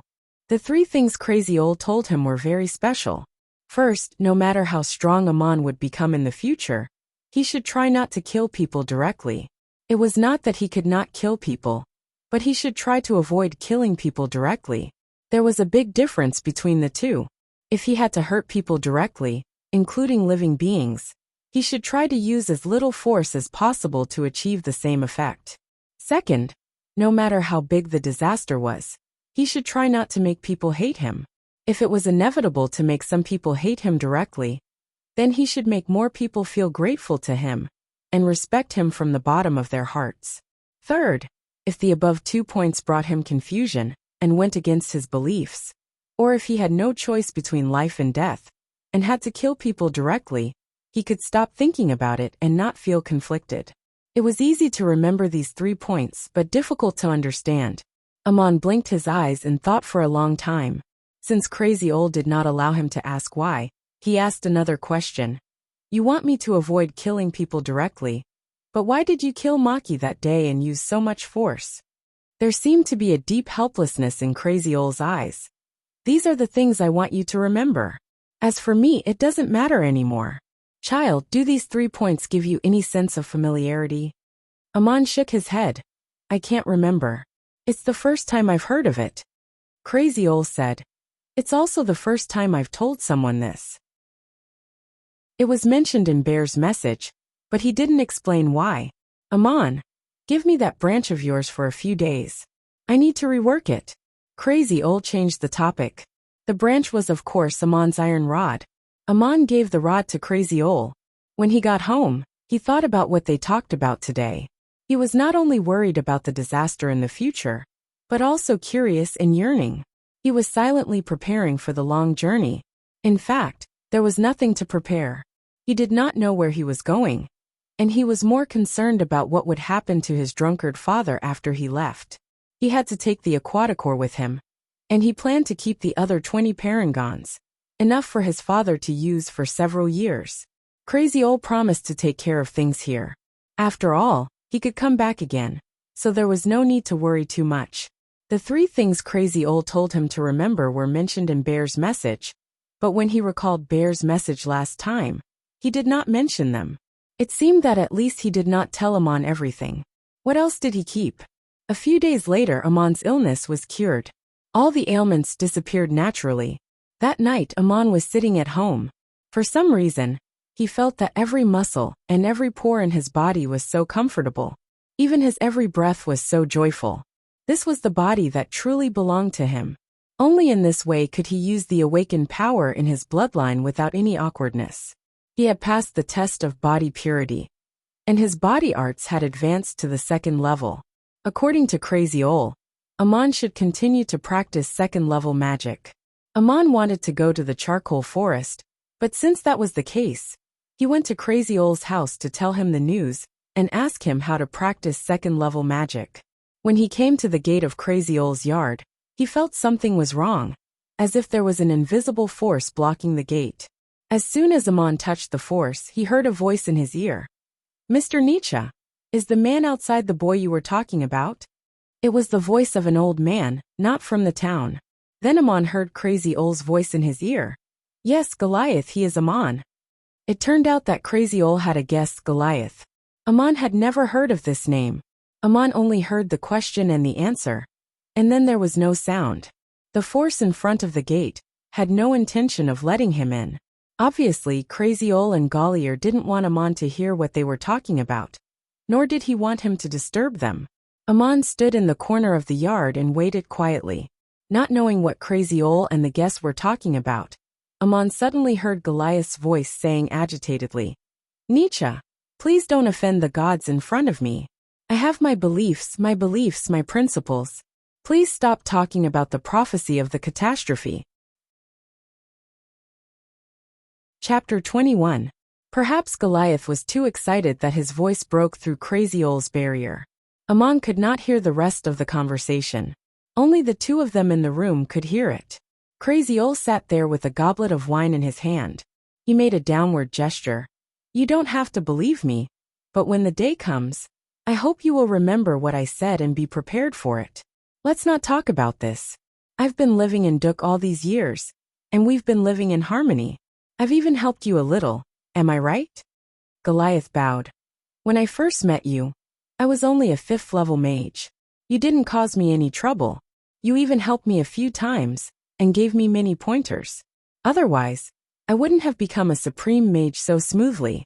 From a personal point of view, I've always been grateful to you. There's no doubt about that." Crazy Ol actually had moments of modesty. He waved his hand and smiled. "You don't have to thank me for what you've achieved. I've only told you some of my experiences. You've also let me read many books in the shrine. I'm grateful to you as well. But today, what do you think about a little favor?" Goliath was silent for a while. Then he sighed and answered, "No problem. We both know that the boy is innocent. I'm afraid the whole continent knows that. Dusty is a smart man. It's easy. The emissary from the capital will come in 3 days." Crazy Ol stood up. "Then let's go to him. I'll go with you. He won't dare to disobey you, and he won't dare to tell anyone about what happened today." Gollier smiled. "When the time comes, I naturally won't ignore him." When they were about to leave, Crazy Ol suddenly said, "Gollier, although you don't want me to say it, I have to say it one last time. If the catastrophe really comes, I hope you can survive. Don't throw away your life needlessly, and don't give up on your faith. I know what you've achieved. You will become a 9th level mage." Goliath stood still in front of the door. After a moment of silence, he said, "Do you have anything else to say?" Crazy Ol thought for a moment. "If Amon comes back one day, I hope you can comfort him, and help him if you allow it." Amon didn't know how long he had been standing in the corner. Suddenly, the gate of Crazy Ol's house opened and 2 people walked out. The guest was an old man with a goatee. He couldn't see very clearly in the dark, but the old man glanced at him. His eyes were quite clear and sharp in the darkness. Amon wanted to take a step forward, but he couldn't help but stand there without making a sound. Crazy Ol and Goliath went to the mayor's house, the building where Maria used to live. Why did they go to the mayor so late at night? Amon looked at the building from afar. There seemed to be light on the 2nd floor, but it didn't look like a light. Soon after, he opened his mouth wide in shock. He clearly saw a figure fly out of the window. The figure was like a big bird, a giant eagle, or a night owl. It rushed into the sky and disappeared into the night. It was flying. It looked like the guest Goliath. "Crazy Ol, who is the guest today? He can fly." This was Amon Ol's question. At this time, Crazy Ol had returned from the mayor's house. Crazy Ol smiled. "It's nothing. I can fly too. Otherwise, how could I have the chance to watch the battle? But I think it's too tiring. It's more comfortable to walk. An 8th level sorcerer, like me, can fly without the help of any magic artifacts. In fact, an advanced mage can fly, but he needs the help of some things." It was Amon Ol's habit to get to the bottom of something. He asked again, "You haven't told me who Goliath is." "Don't worry. You'll know sooner or later. If one day you run into trouble in Saya, maybe you can go to him." "Amon, why did you come to see me at night?" Amon said, "I've passed the test of body purity. Generally speaking, I'm a 2nd level warrior. But according to you, I should learn 2nd level magic. But I'm not a 2nd level sorcerer yet. How can I learn it?" Crazy Ol looked at Amon and said in a low voice, "If I'm right, you're not only a 2nd level warrior, but you can also learn magic and become a 2nd level sorcerer. Whether it's true or not, you'll know once you try." Amon said, But you haven't taught me second-level magic yet. Crazy Ol smiled again. There's no such thing as second-level magic, only low-level magic. I've taught you almost all of them. You are a qualified first-level mage, if you are able to combine magic with different techniques. You can't be any more outstanding than that. The ability to use two different kinds of low-level magic separately, to enhance the power of the magic, was the standard of a second-level mage in the shrine. Go and test yourself. Take this branch back, and these 3 parangons. Crazy Ol reached out his hand, and pulled Amon's iron branch out of thin air. His other hand grabbed at the air, and 3 different colored parangons appeared. He put them on the table in front of Amon. Looking at Amon's shocked face, Crazy Ol smiled again. The red one is called Flame Sprite. The black one is called Taraculus. The white one is called Ventussalm. Together with the Aquaticore I gave you, you have all 4 of them. Don't be surprised. 100-years-old supreme sorcerer, who has been a miner in Turco for so many years. It's normal for him to have all these. Take them with you, and try out their different uses yourself. Explore and practice other divine arts. Amon thought for a moment. Crazy Ol's words made sense. Crazy Ol had been a miner in Turco for more than 100 years. As a supreme sorcerer, it was easy for him to collect all these things. For people like Crazy Ol, money was not important. Things depended on what they were used for. Giving them to Amon to practice magic was the most important thing. So Amon did not refuse. He carefully picked them up and put them away. Then he picked up the stick, and looked at it for a long time. Nothing changed. It looked more like a branch. Seeing that Crazy Ol was looking at him with a faint smile, Amon was tempted. He tried to touch the stick by awakening his divine power.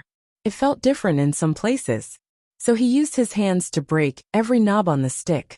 Finally, he found that there was a hidden mechanism in the wood grain. It required a lot of strength to open. Amon's fingers were almost sore. He found 4 grooves in the stick, and each groove could fit a parangan. Amon asked hesitantly, "Is this a magic wand?" Crazy Ol nodded and took the stick.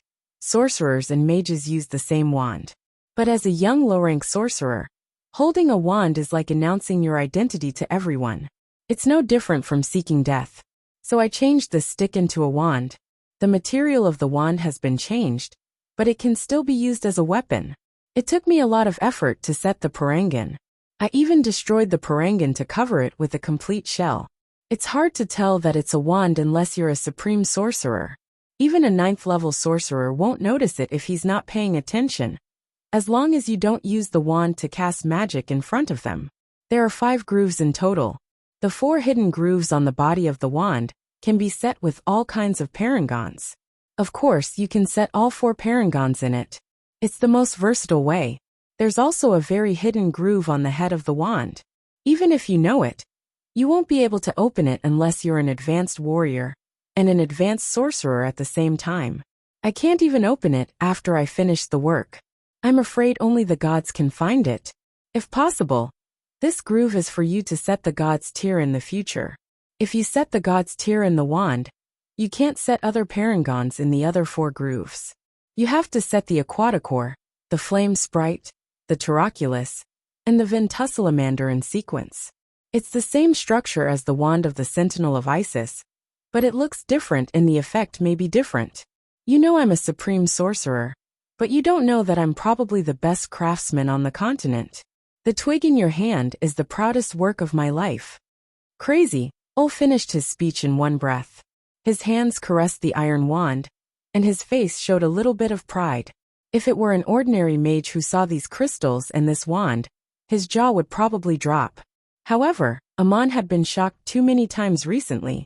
His nerves were tough and he was very calm. He stood up and said only 3 words.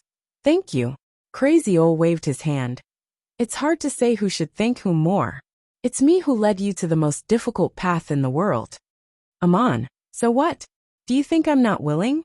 Do you want me to be a miner like my father for the rest of my life, never leaving Duk? Maybe one of my fingers has already been cut off.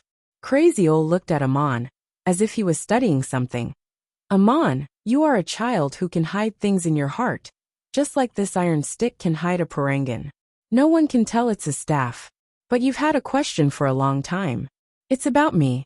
Tell me today. I can read your eyes when you look at these parangons. Amon lowered his head. In that case I'll ask. The ore used to mine the god's tear was borrowed from you by my father. That's why I've been through so much. And you said that from the moment I mined the god's tear, many things were bound to happen. Did you do it on purpose? I knew it was the god's tear in the ore. Amon finally asked the question that had been bothering him for a long time. Crazy Ol was a little embarrassed. He looked down at the iron wand and said, among all the supreme sorcerers and mages, I should be the one who knows the most about mining parangons. No one else could have been a miner in Duk for more than 100 years. The ore is a magical thing. Before it's opened, no one can be sure that there is a parangon in it, let alone what kind of parangons it is. I've spent my whole life trying to figure it out. All I know is that the ore is different from the others I'm familiar with. It's probably the god's tear that I've never mined before. I lent it to your father and you opened it. It's the god's tear. I'm right. Amon hesitated. Then why didn't you? Crazy Ol continued. Then why didn't I keep it for myself? The god's tear is no longer of much use to me. Besides, it's Bear who kidnapped the adoratress of the temple of Isis and took away the god's tear. It's all because of me. I'll just return the god's tear and the adoratress. Besides, if I didn't let you mine the god's tear, how could I carry out my plan? You're right, I did it on purpose. Amon didn't ask further. He just nodded and said, oh, I see. Crazy Ol pointed to the black parangon and said, special crystals have more than one use. For example, this Taraculus is the best auxiliary artifact for using earth magic. It can also support some strength-based magic, and it can also be used as a carrier for message magic. I have written down all the information I know about cultivation in the form of a magic scroll. You can read it slowly, but the message magic I use has a special feature. Only when your magic reaches a certain level can you read the contents of the scrolls. After that, the recorded information will disappear automatically. Then he pointed to the white parangon and said, the Ventuculum is not only the best auxiliary artifact for air magic, but also one of the best carriers for spatial magic. But sometimes it needs to be modified. I've had this Ventuculum for many years. I've made it into a spatial artifact. It can hold many things, but now it's empty. If one day you become a 6th level sorcerer and can use supreme spatial magic, you can open it and use it. Amon interrupted. Isn't the 6th level an advanced sorcerer? How can you use supreme magic? Crazy Ol smiled. It's not just supreme mages who can use supreme magic. In fact, all kinds of magic can be performed with the help of auxiliary tools. But the measure of a supreme mage is another matter. In fact, the evaluation criteria for a 6th level mage was not only to pass the test of Devil's Temptation, but also to be able to use supreme magic with the help of props, or to perform at least one supreme magic without any props, and so on. It's too early to talk to you about this. The Taraculus contains all the information. You'll know when you can see it.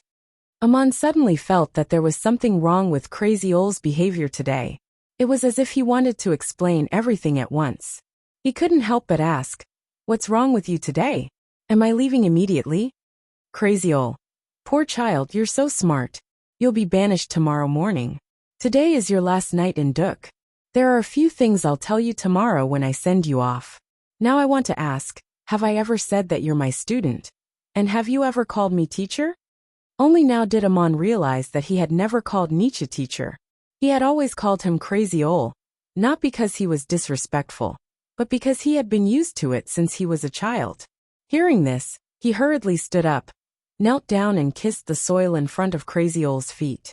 Then he said, Teacher Nietzsche, in my heart you're already my teacher. Of course I'm your student. Crazy Ol did not stop Amon from performing the most solemn ceremony. Instead, he laughed and said, Amon, if one day you can unravel the secrets of the gods, or even become a god, then today's scene will be very memorable.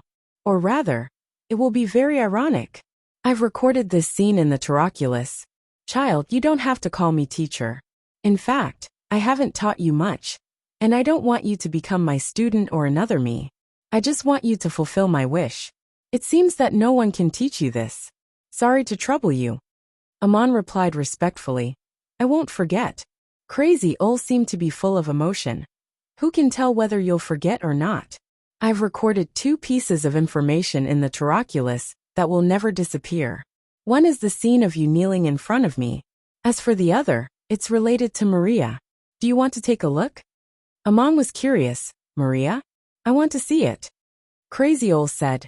You haven't practiced message magic yet. Let me show you first. Before his voice trailed off, Amon saw the black crystal on the table become colorless and transparent. Its edges and corners glowed, turning into a dodecahedral light ball. Then the light ball expanded, and a 3-dimensional image appeared in it. It was a line of Igot's cursive writing on the wall. Amon, my name is Ego. Seeing Amon's puzzled look, Crazy Ol explained with a smile. That's what Maria wrote in her room. She wanted to tell you her name, but she didn't. She just wrote it in a corner of the room, but later erased it. This is probably the last time she uses this name, and the last time she writes in the secular world. Do you think she has forgotten, or is it hard for her to forget? I'm afraid even the gods can't tell. The next day, when the people were still having breakfast, the bell in the shrine of Murin rang again. When the people hurriedly ate their food and rushed to the square in front of the shrine, they found that this time the bell was rung by Dusty himself. The mayor looked very solemn. Seeing that almost everyone had arrived, Mayor Dusty opened a scroll and read aloud. This is an irrevocable decree jointly issued by the Empire of Igut and the Hittite Kingdom. Every region of Saya should send warriors to help hunt down the evil sorcerer bear. He was last seen in the jungle of the Euphrates River, west of the town of Duk in Saya. Here Dusty closed the scroll, paused, and continued. Bear is an evil sorcerer. His pursuers must be real warriors. He escaped from the temple of Isis in Igut to the jungle of the Euphrates River. Those who can find and kill him must be blessed by the goddess Isis in Murin. Finally, such a warrior has appeared in our town. I've decided to send him to carry out the decree of the Hittite kingdom. Shog was not here.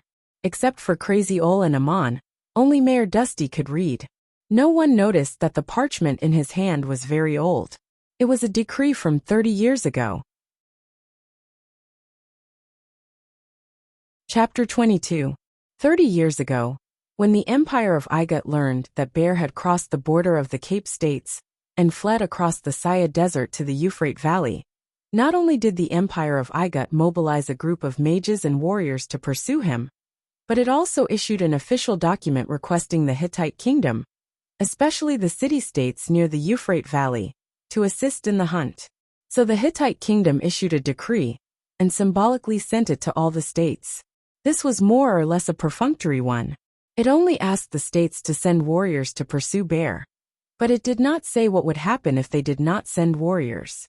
Everyone knew that sending warriors to hunt down a 9th-level sorcerer was not a good idea. Even if they did find him, it would be no different from suicide. It had nothing to do with them.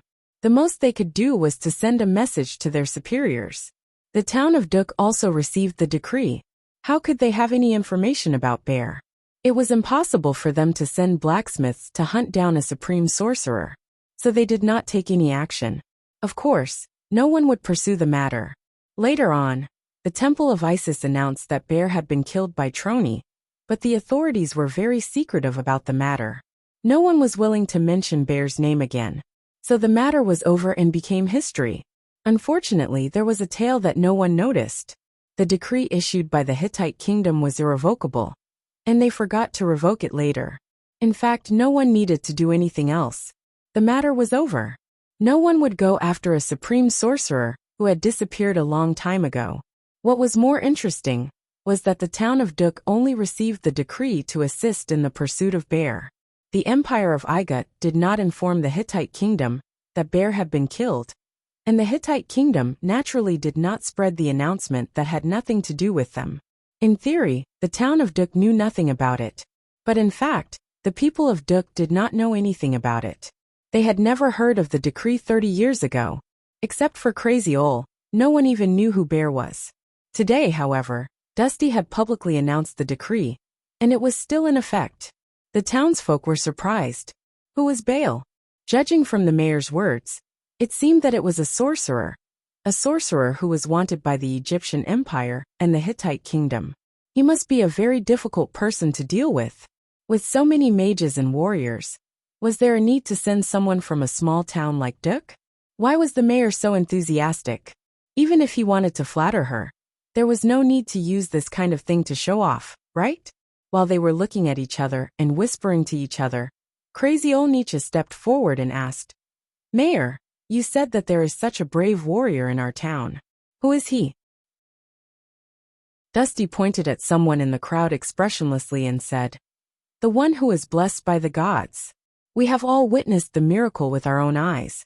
We know how the patron saint blessed him. He is Amon." As soon as Amon heard the mayor read out the decree, he immediately understood what was going on. Crazy Ol, Goliath and Dusty had discussed it last night. They wanted to find an excuse to make him leave the town, or exile him. But the others did not understand. Someone immediately shouted, "What? Amon, the mayor wants to send a child to kill a sorcerer? Preposterous, absolutely preposterous. Not to mention killing a sorcerer. Even sending a child to a dangerous jungle was ridiculous. If it were not Mayor Dusty who said this, the people would have already cursed him."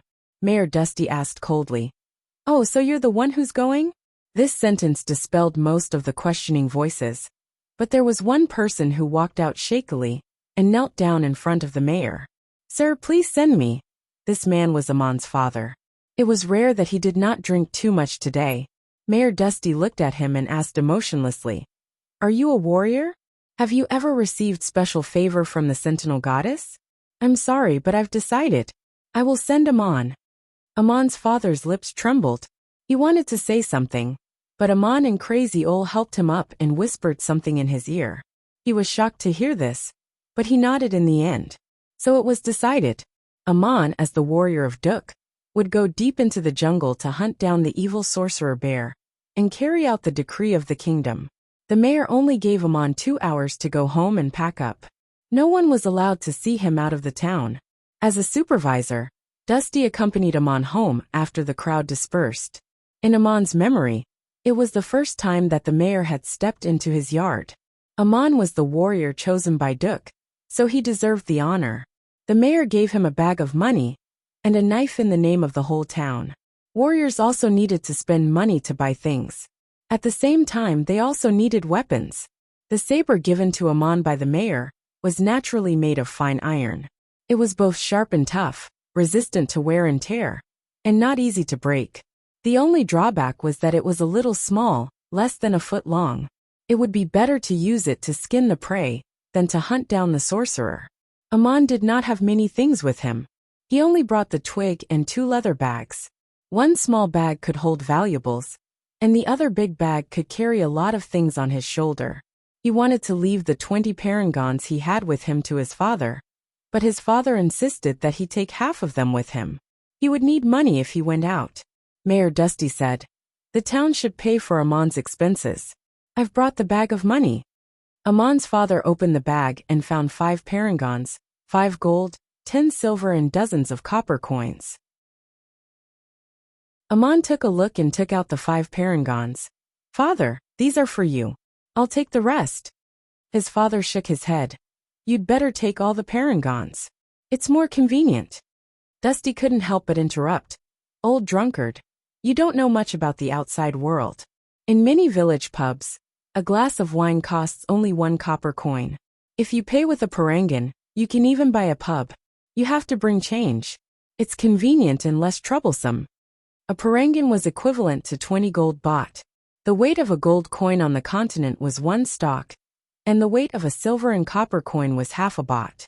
A gold coin was worth 20 silver coins, and a silver coin was worth 100 copper coins. If a glass of wine was sold for 1 copper coin, and Amon paid with a parangon, the pub would have to give him 39,999 copper coins. Amon's father's jaw dropped.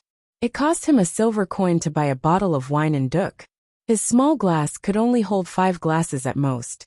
He was stunned for a long time before he said, "My son, you really should go out." Mayor Dusty left. Amon and his father split the money. In the end, Amon only took the bag of money given by the mayor and left the 20 parangons to his father. Hearing Dusty's words, his father gave Amon another 30 silver coins. That was the money Judah gave him last time.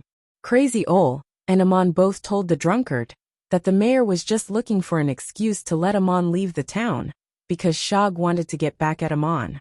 Everything was arranged, and there was nothing to worry about. He would come back after a while. When only the father and son were left in the house, Amon didn't know what they said to each other. When Amon left, there was an extra bottle of wine in his backpack. It was his father's best wine. The Dishans saw Amon off at the eastern entrance of the town, as if he was a warrior. They watched him walk on a winding path in the forest. This trail was left behind by people who usually went hunting, and there were also people who went to the edge of the mountains, near the town, to pick wild fruits and vegetables. Further into the depths were towering mountains with dense vegetation that blocked out the sun. The Euphrates River ran through the mountains, about 200 miles away from Duk. Cavemen lived in the mountains. They were also called dwarfs in the kingdom of Babylon. But Amon heard from Crazy Ol that they were no different from the Dishans. The only difference was that they lived in a harsh environment and lived in an uncivilized state. That was why most of them looked short. Amon knew that Crazy Ol was right. In fact, there were also cavemen in Duk. They came out of the mountains to trade with the townsfolk. They could often get the best iron ore and fine iron sand. They also knew that these things were what the townsfolk liked the most. The cavemen who came to the town to trade were the smartest. They could speak the language of the continent, but they did not know many words. The mines in the north of Duk even hired strong cavemen to help them mine the ore. They were good miners and had learned a lot after living here for a long time. They were almost no different from the residents of Duk. They did not look like cavemen at all. However, most of the cavemen living in the mountains were still barbaric and ignorant. They often attacked other tribes and passers-by. Sometimes it was very dangerous. The townspeople went hunting in the mountains in the east, and rarely went into the wild. Except for Crazy Ol, no one had ever reached the Euphrates River in 100 years. Amon did not know where he was going. What Crazy Ol told him last night was just an excuse for him to leave Duk. But the road led him deep into the mountains. Amon walked without hesitation. He looked around, as if he was waiting for someone to show up. Crazy Ol had told him that he had a few last things to tell him before he left. Amon did not see Crazy Ol or Mayor Dusty among the people who saw him off. The path meandered along the steep mountain. There were tall trees in the distance. Even in the hot weather, it was still cool under the shade of the trees. Sunlight scattered on the path. Lush bushes grew by the roadside. Many of them had thorns, and some of them were wild flowers of unknown colors. The surroundings were quiet, but there was always a sense of danger. Occasionally, the birds chirped in the distance, but it was so pleasant. Anyone who walked alone in the deep mountains would have such a feeling. Amon had walked for a long time. When he looked back, he could no longer see the town of Duk. Lush forests surrounded him. The road under his feet became more and more rugged and difficult to recognize. Turning a pass and coming to a small slope, he saw two people standing under a tree. Mayor Dusty and Crazy Ol were waiting for him. Amon went up to them and said, "My lord, Mr. Nietzsche, were you waiting for me? What else do you want to tell me?" Crazy Ol had told Amon yesterday not to call him teacher. So today in front of Dusty, Amon called him Mr. Nietzsche. Crazy Ol did not speak. He just stared at Dusty. Schrödinger was squatting lazily at his feet. Dusty coughed and took out something. "Amon, you are a brave warrior of our town. You deserve a reward. This is a personal gift from me. It's not convenient to show it in front of others."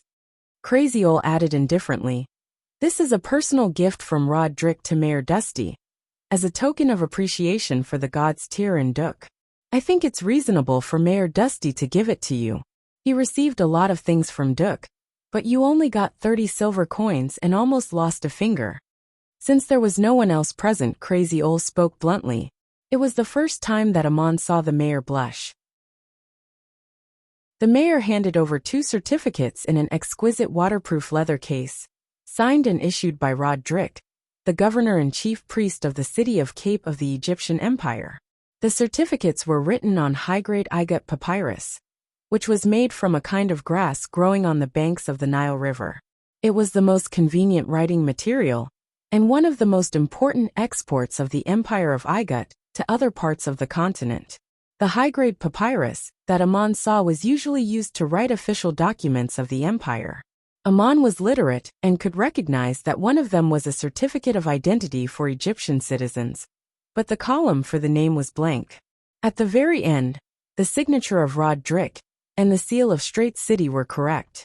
Whoever got it and wrote their name on it was equivalent to obtaining the citizenship of the Empire of Igut. Roderick actually gave such a certificate to Dusty. It was very precious. Dusty himself had already obtained the citizenship of the Empire of Igut, but this certificate could be given away. It was a great gift. Roderick was very considerate in leaving such a certificate. As for how Dusty would deal with it, it was none of his business. The other certificate was a border pass of the Empire of Igut, which was the most useful for merchants. Every country needed a pass issued by a city at the border, or they might not be able to pass the border. If they were unlucky, they might even be caught as spies. Obviously, this was left for Dusty himself, so that he could do some private business. At this moment, under Crazy Old's incitement or coercion, Dusty also gave it to Amon. My child, the emissary from the capital will come to Duk in 3 days with the decision to punish you in public. I found an excuse to let you go. With these 2 things, your identity will not be a problem. The road ahead will be difficult and dangerous. Take care of yourself. Don't thank me. In fact, I should thank you. If you hadn't mined the god's tear, I wouldn't have received so many gifts. Even Shog has made a fortune. If there's anything else, you can talk to Mr. Nietzsche. I'm going back to town. I'll see if anyone follows me. Dusty left, leaving Crazy Old and Amon alone. Crazy Old looked at his back and said, Dusty is a good man. You should thank him. Although he has gained a lot because of you, it's only right for him to give these to you. There are many things a man can do or not do. Some things should be done, but he has to pay a certain price. As long as he does it for you, you should be grateful. My child, you must remember this. Amon nodded. I'll keep that in mind. Is there anything else I can do for you? Crazy Old pointed at Schrödinger at his feet. Take this cat with you. Chapter 23. Amon was a boy who had never been far from home. He didn't even know what to do by himself. Crazy Old asked him to take a cat with him. Cats were not as obedient as dogs, and they could not be taken away at will. He asked awkwardly, Why do you want me to take Schrödinger with me? Can it go with me? What Crazy Old said next surprised Amon again. Schrödinger has been with me for 30 years. Except for the message Magic Bear cast on him, I have never heard him bark. He hasn't changed at all. I can't even hug him. But he didn't leave. He has been staying in Duk. Just now he suddenly came with me. Maybe he was waiting for this day. Amon, this is not an ordinary cat. Schrödinger can be your guide. I haven't told you about his extraordinary origin. Amon asked in surprise. What's his origin? Is there anything else you haven't told me? This cat was incredible. The fact that he hadn't changed for 30 years and never made a sound was beyond the comprehension of ordinary people. Crazy Old did not answer. Instead, he asked another question. Do you know where you are going? Amon looked at the 2 documents in his hand and said, Isn't it the Empire of Igut? You must have asked the mayor to give it to me. With it, I can cross the desert to Igut. Crazy Old shook his head. No, it's for your future. I didn't ask the mayor to announce the decree just to make up an excuse. I really want you to find Bear. Think about it. Who is most likely to find the place where Bear was last seen? Amon pointed at the cat on the ground. Of course it's Schrödinger. But you haven't been able to get him to take you there for so many years. How can I do it? Maybe he has forgotten. Is there anything else you want to tell me that you haven't told me? At this time, please say it all at once. Crazy Old glanced at Schrödinger and said, Then I'll tell you everything. Bear took not only the adoratress and the god's tear from the shrine of Isis, but also a sacred relic and a cat according to the secret information I've gathered over the years. The Temple of Isis had once issued a secret order to retrieve these 2 items. Only the senior priests of Igut knew about it. It was normal for the Temple of Isis to secretly search for the holy relic, and the Temple of Isis did not want the news of the lost holy relic to be made public.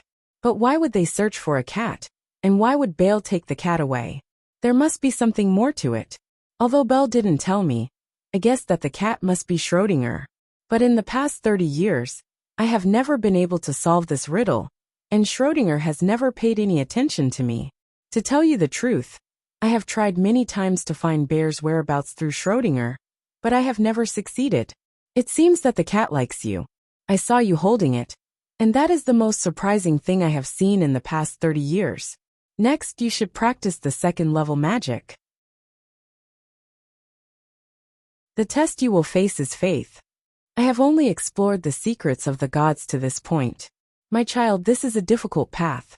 That is why I don't let you call me teacher. The path you are going to take is not something I can guide you. Obviously, Bear knows more. Finding Bear's whereabouts is the first step to unlocking the secrets of the gods. He must have left a message on how to proceed from here on out. Leave Duck to find Bear. You may succeed if you take Schrödinger with you. Don't be afraid. With your current achievements, it is not a problem for you to go through the mountains and deal with ordinary beasts or cavemen.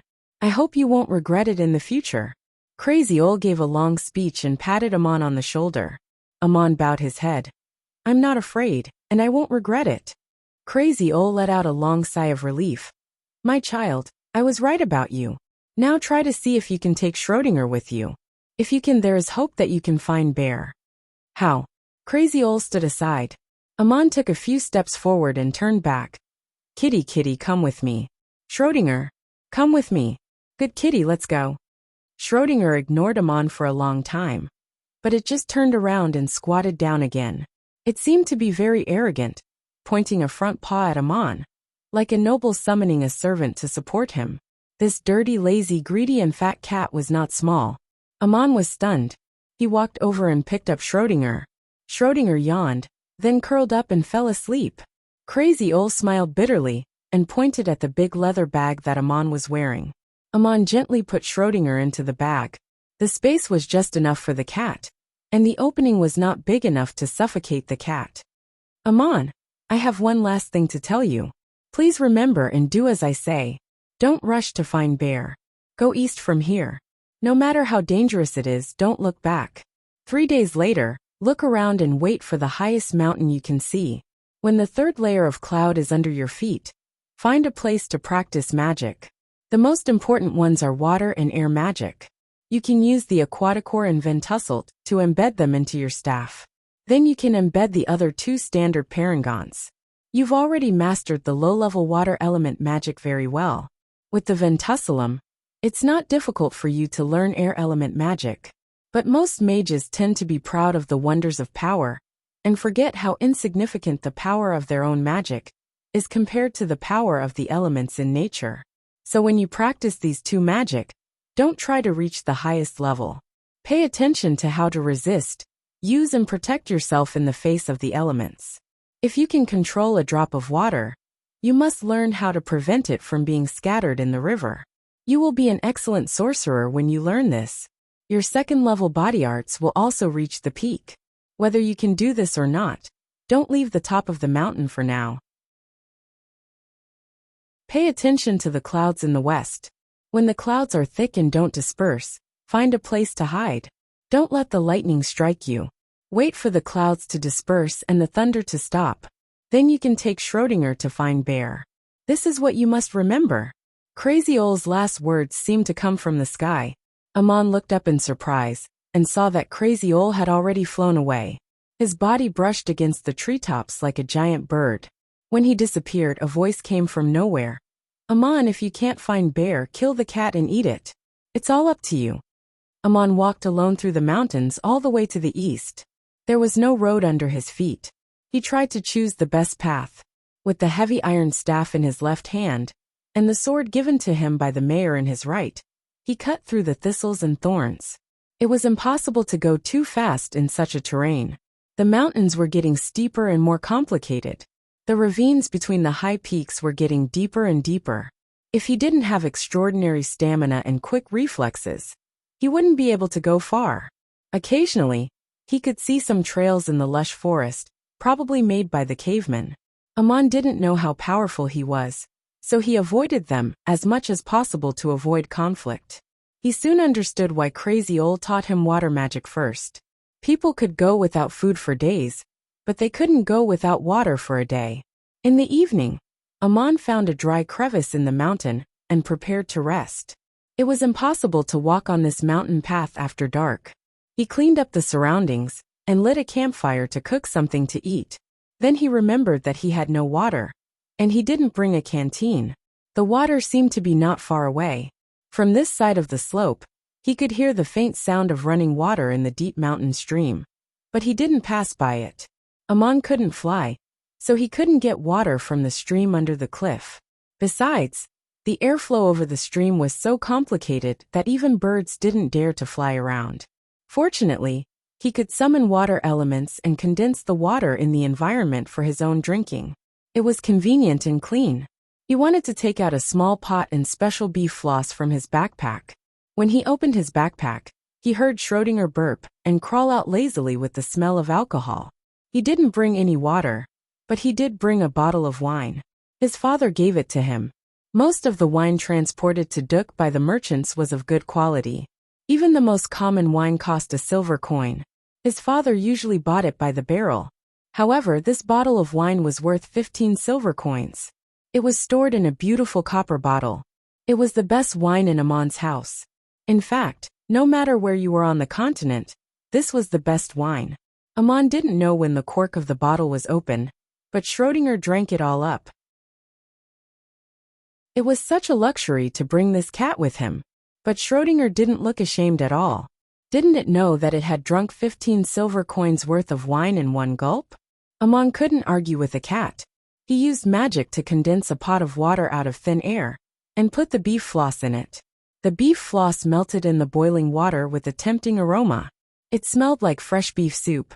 Amon took out a spoon and scooped out the beef soup. He blew on it gently and drank it. It smelled so good. Only now did he realize that he was hungry. He wasn't tired after a day of mountain walking, but he was hungry. After a few sips, he saw Schrödinger stroll over and sit opposite the fire.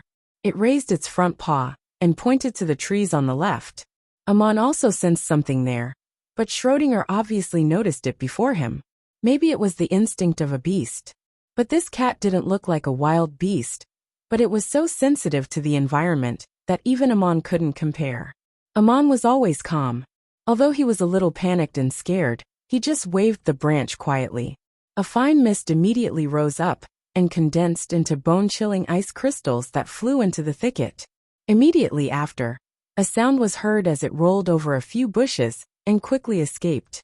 Amon only saw a long tail swinging in the trees. It was a black-bellied python. Maybe it lived in the crack, or it was attracted by the beef soup and the fire. The python was most afraid of cold air, which would make its body stiff and slow. It was scared away by the bone-chilling ice crystals that Amon threw out. His staff was inlaid with the aquaticore, so Amon could cast magic so easily.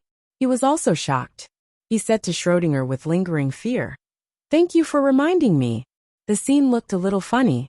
A fat cat was sitting there arrogantly, and a man was talking to it seriously. Amon had been silent for too long, and no one could talk to him. He didn't know if Schrödinger understood him, but it pointed its paw forward again. Its expression seemed arrogant and a little reserved. It was obviously referring to the pot of beef soup. Looking at the cat's expression, if it could speak, it was clearly in a commanding tone. "Hey boy, give me a bowl." Amon was almost amused by it. He didn't feel as scared as before.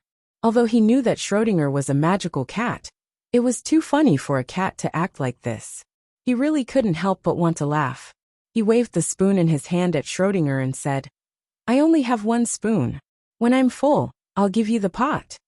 Schrödinger's tail suddenly stood up, and it slapped the ground as if it was very dissatisfied. It twisted its body and actually walked away. It slowly walked to the side of the backpack and lay down. Its eyes were open, and it was panting. It did not sleep. He only ate half of the pot of beef soup. When the other half was no longer hot, he put it in front of Schrödinger and whispered, "Kitty, you must be hungry. Let's eat." Schrodinger's eyes lit up when she heard that. But Schrodinger turned its head and closed its eyes. It didn't even want to look at it. Amon saw that the cat didn't eat, and he wasn't very full. He couldn't waste the half pot of beef soup, so he ate it himself. After he finished eating, he waved his wand, and a transparent mist swept past. Then it turned into a turbid mist and flew out. The pot was clean. Schrodinger opened its eyes and glanced at him. It seemed a little surprised and a little mocking. If other mages saw Amon using such exquisite water element magic just to wash the pot, they would be shocked and even vomit blood. This was the work of humble servants. How could a noble mage use holy magic to do it? Moreover, the power of magic should not be used in this way. How could it be wasted on such a boring thing in such a dangerous environment? Since Schrodinger didn't want to eat, Amon couldn't do anything about it. He found some dry, soft grass and spread it on the ground. He sat down with an iron stick in his hand and closed his eyes to meditate on the air element magic Crazy Ol had taught him. He had just finished meditating on the simplest air elemental summoning chant in his mind, but before he could even try it, he heard an angry meow. It was Schrodinger. The cat that hadn't meowed for 30 years actually meowed today. It sounded like a low growl. Amon, who was practicing magic, was interrupted. He turned around and found Schrodinger lying on the ground with its head on its two front paws. It turned its head and stared at him. Schrodinger's eyes were very strange. It reminded Amon of the way the mayor looked at all the townspeople in front of the shrine. What did Schrodinger want to do? It clearly wanted to eat just now, but it didn't eat when Amon handed it to it. When Amon finished the whole pot of beef soup, it was unhappy again. Anyway, there was nothing else to do. Amon sat there thinking about the cat. Suddenly, he remembered an unforgettable experience. During the 3 days when he was a servant of Maria, the food he ate was the best he had ever eaten in his life.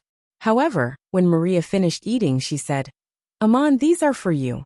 Then Amon took the table downstairs to the kitchen to eat. Anyway, there was a lot of food prepared for Maria. She could only finish half of it at most. Also, Maria had a habit of leaving 2 plates of food untouched for every meal, as if she deliberately left them for Amon. Thinking of Maria, Amon looked at Schrodinger again. He thought to himself, "It seems that Maria deliberately left 2 whole plates of food for me, knowing that I would eat her leftovers. But if the situation was reversed, of course, she would not eat my leftovers, nor would she eat with me. Does this cat think he is so noble?" After thinking for a long time, Amon finally sighed and decided not to argue with the cat. Crazy Ol said that it might be the only guide that could lead him to Bear's whereabouts. And in this long and lonely journey, Schrodinger was his only companion. Let's try and see if the cat meant it. Smart as Amon was, he guessed it right. He cooked a pot of fragrant beef soup and put it in front of Schrodinger. Then he sat down and began to meditate, using the power bestowed by God to communicate with the air around him. He tried to summon and control the air element. The first step required a gust of wind.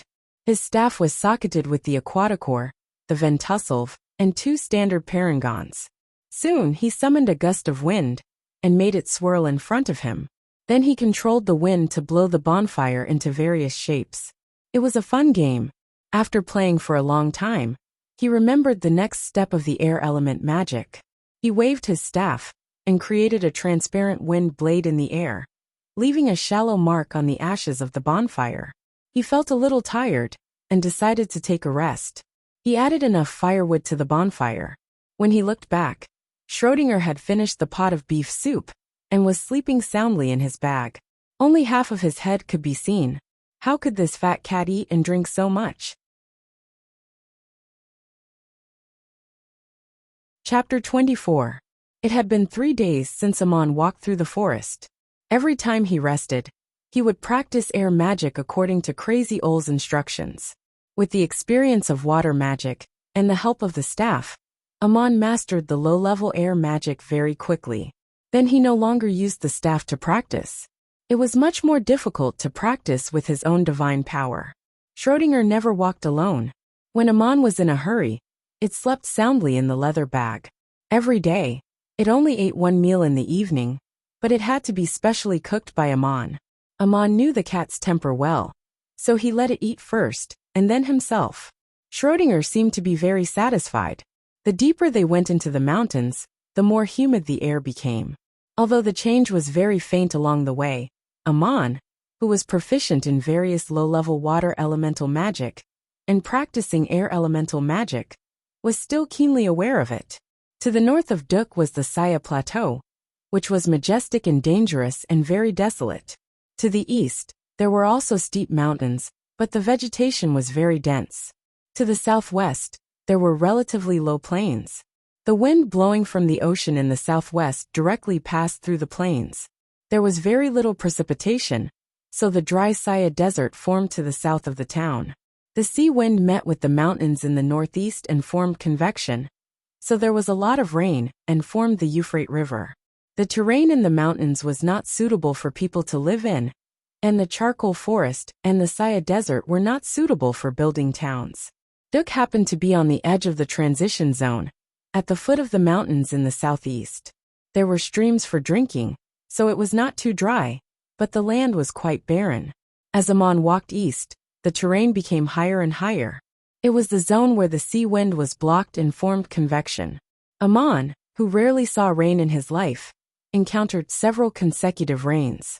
Sometimes the rain was like flying silk, flying into people's collars with the wind. Sometimes the rain was so heavy that it was hard to see around, and the feet were unusually slippery. It was very dangerous to walk in this kind of wilderness in the rain. Not only was there no path, but if one was not careful, they could slip off the cliff, and not even their bones could be found. Normally, Amon should stop and wait for the rain to stop. However, the rain was intermittent, so Amon had no choice but to continue in the rain. Schrödinger, on the other hand, sneezed whenever it rained. It didn't seem like he had a cold, but he didn't seem to like it. Amon did not want to risk his life, but he had another way. Every time it started to drizzle, he would use his staff. The light rain swirled and drifted away with the wind, and the heavy rain condensed into a curtain of water that sprinkled around. Amon's body was still dry, and he could see the path under his feet clearly.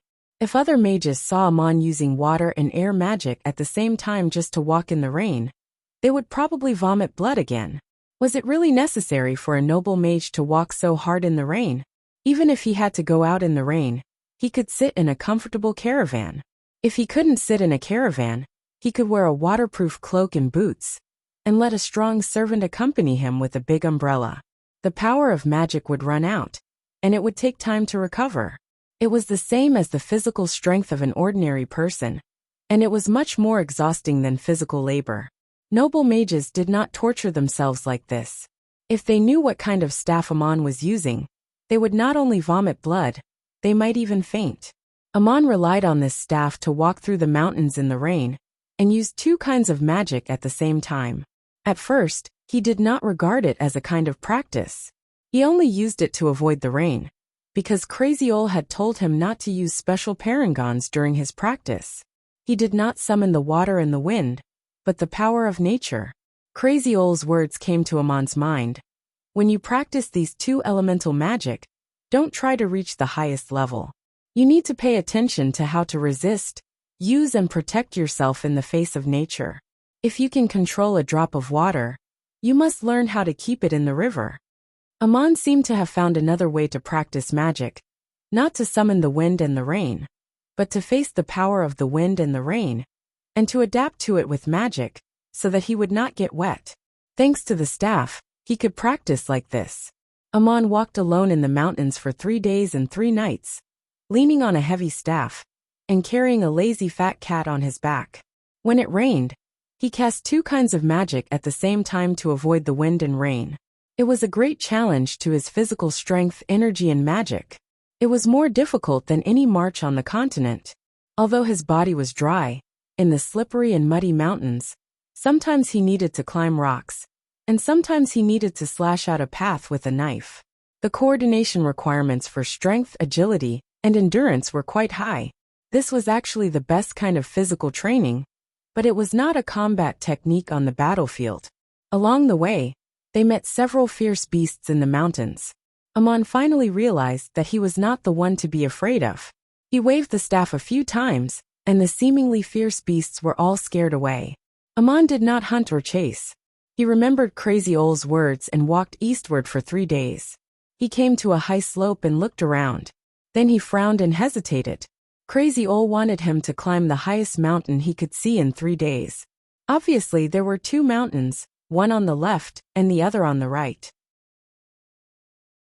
He saw them yesterday, and he estimated that they would be the highest mountains he would see in 2 days. But he could not tell which one was higher because of the angle. When he looked up, he could only see misty clouds covering the top. On the right was a steep mountain with jagged rocks and cliffs. It seemed to be higher, but it was difficult for Amon to climb it. The mountain on the right was magnificent, with continuous undulations. It was not a mountain but a plateau. Which way should he go? When Amon was hesitating, Schrödinger suddenly stretched and jumped out of the bag. It ran down the slope on the right with small steps. The lazy cat walked on its own. Amon hurried to catch up, but he almost slipped. The ground was covered with wet moss, and it was almost impossible to stand on it. He ran and shouted, "Schrödinger, where are you going?" The cat didn't run far. When it reached a valley, it stopped, raised its front paw, pointed upwards and meowed softly. Amon looked in the direction the cat was pointing. It was a narrow path between the trees, winding up the mountain. Obviously, Schrödinger wanted to show the way, but Amon was surprised that there was a path in the mountain. Amon found footprints. Someone passed by here a few days ago. The footprints were wide and thick without shoes. It should be a caveman. This path might lead to a large caveman tribe. Amon had been trying to avoid encountering cavemen along the way, but Schrödinger asked him to go in this direction. Amon could not negotiate with the cat. He carefully studied the footprints nearby and found 2 lines of footprints with shoes. One set of footprints belonged to a pair of sandals woven from mountain grass, with a slightly coarse pattern woven very closely together. The other person was actually wearing a pair of boots with a leather sole and teeth. This kind of boots was waterproof and non-slip, very suitable for walking on mountain roads. But only people of high status could afford it. Judging from the footprints, the teeth on the boots had been worn down, indicating that this was an old pair of boots. This line of footprints looked new. This person probably walked here less than a day ago. Could it be that there were other people here besides cavemen? This was deep in the mountains, far away from towns and people. Schrödinger, are we really going to go this way? There seems to be a caveman tribe on this mountain, and there are footprints of someone who just passed by. It's very strange. If we encounter them, what kind of trouble will there be? Amon said to the cat in a negotiating tone. Schrödinger twisted its neck and looked back at Amon. Its expression seemed to be despising a useless coward.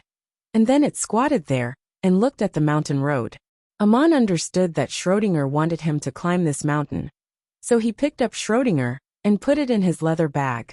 Then he walked towards the mountain on the right, leaning on his cane.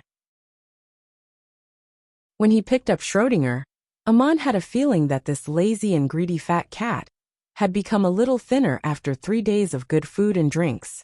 Its fur had also become clean, not as dirty as before. When it jumped out of the bag, it still had some of the strength and flexibility that a cat should have. Just as Amon was climbing along the trail, a group of distinguished people came to the town of Duk. Distinguished people from faraway places rarely came to Duk, which was a difficult and harsh mining area.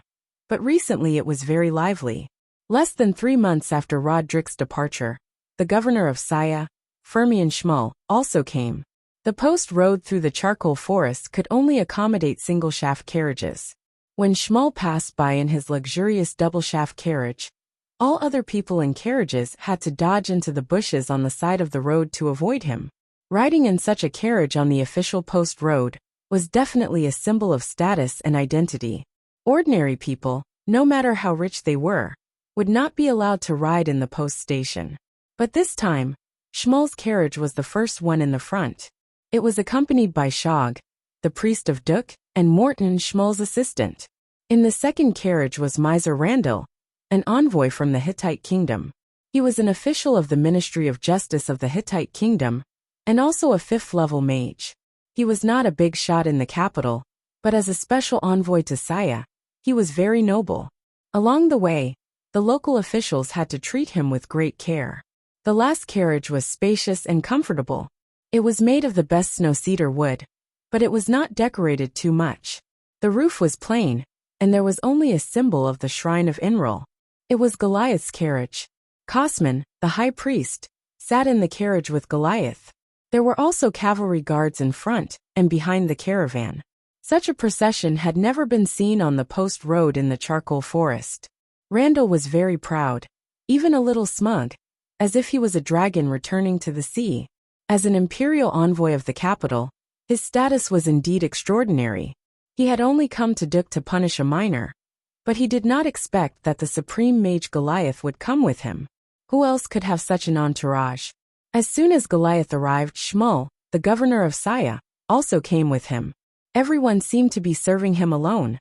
Although the charcoal forest was strange and desolate, Randall was overjoyed.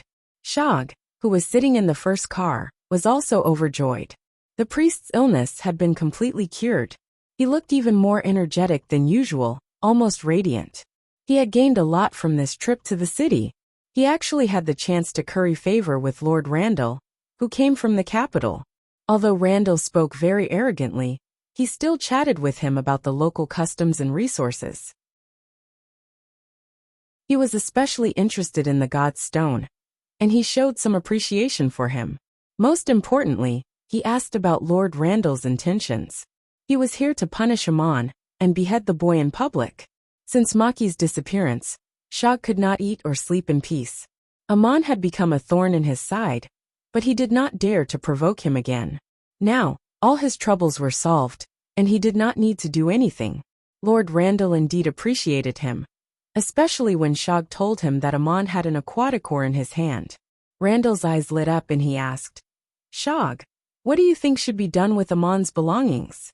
The order from the capital was to behead Amon in public, not to confiscate his property.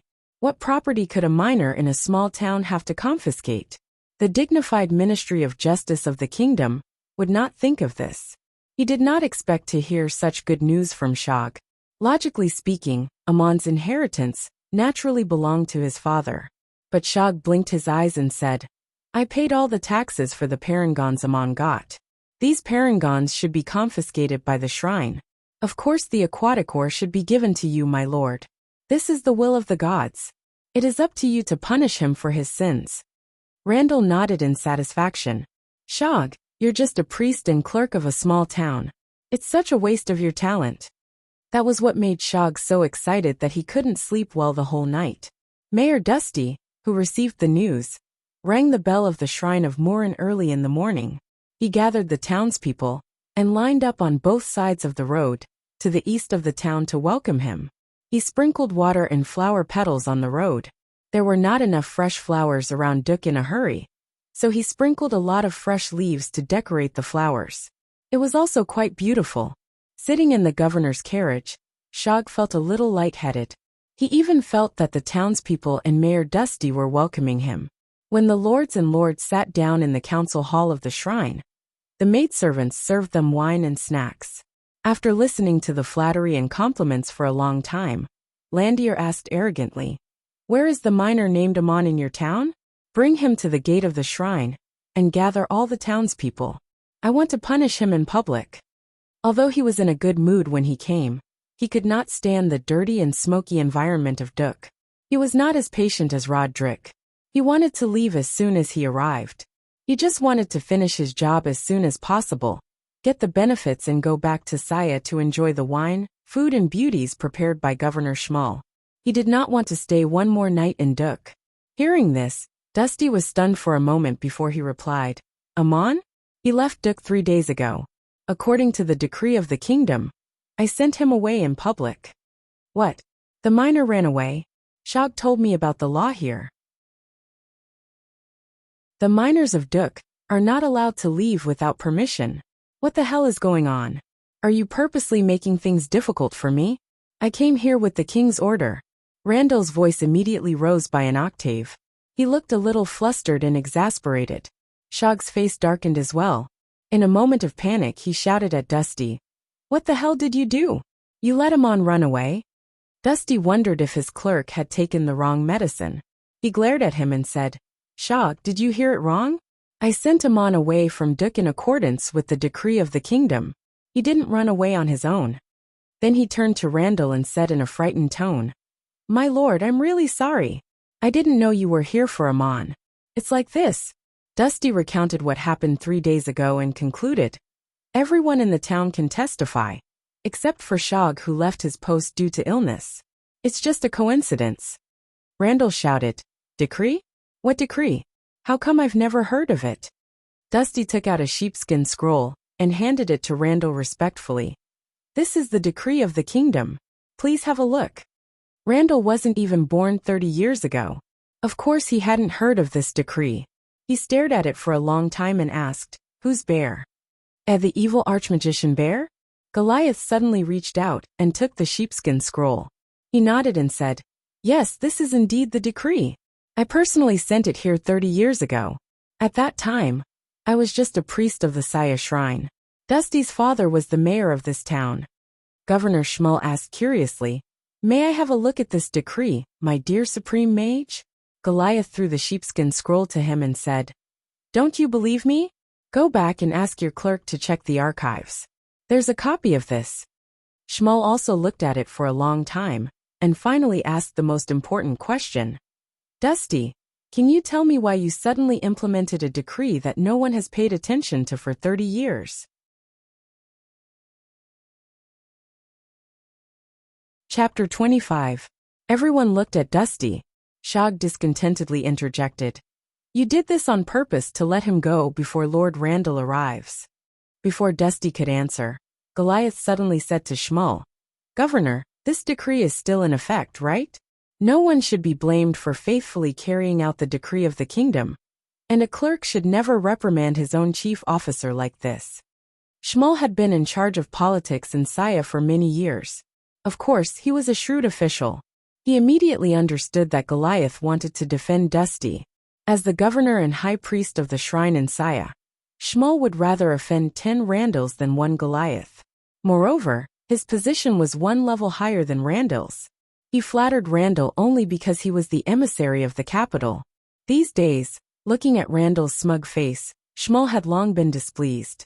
Now, seeing that Goliath was reprimanding Shog and also Randall, Schmull was eager to take advantage of the situation. He quickly nodded and said, Yes, this decree is completely legal and effective.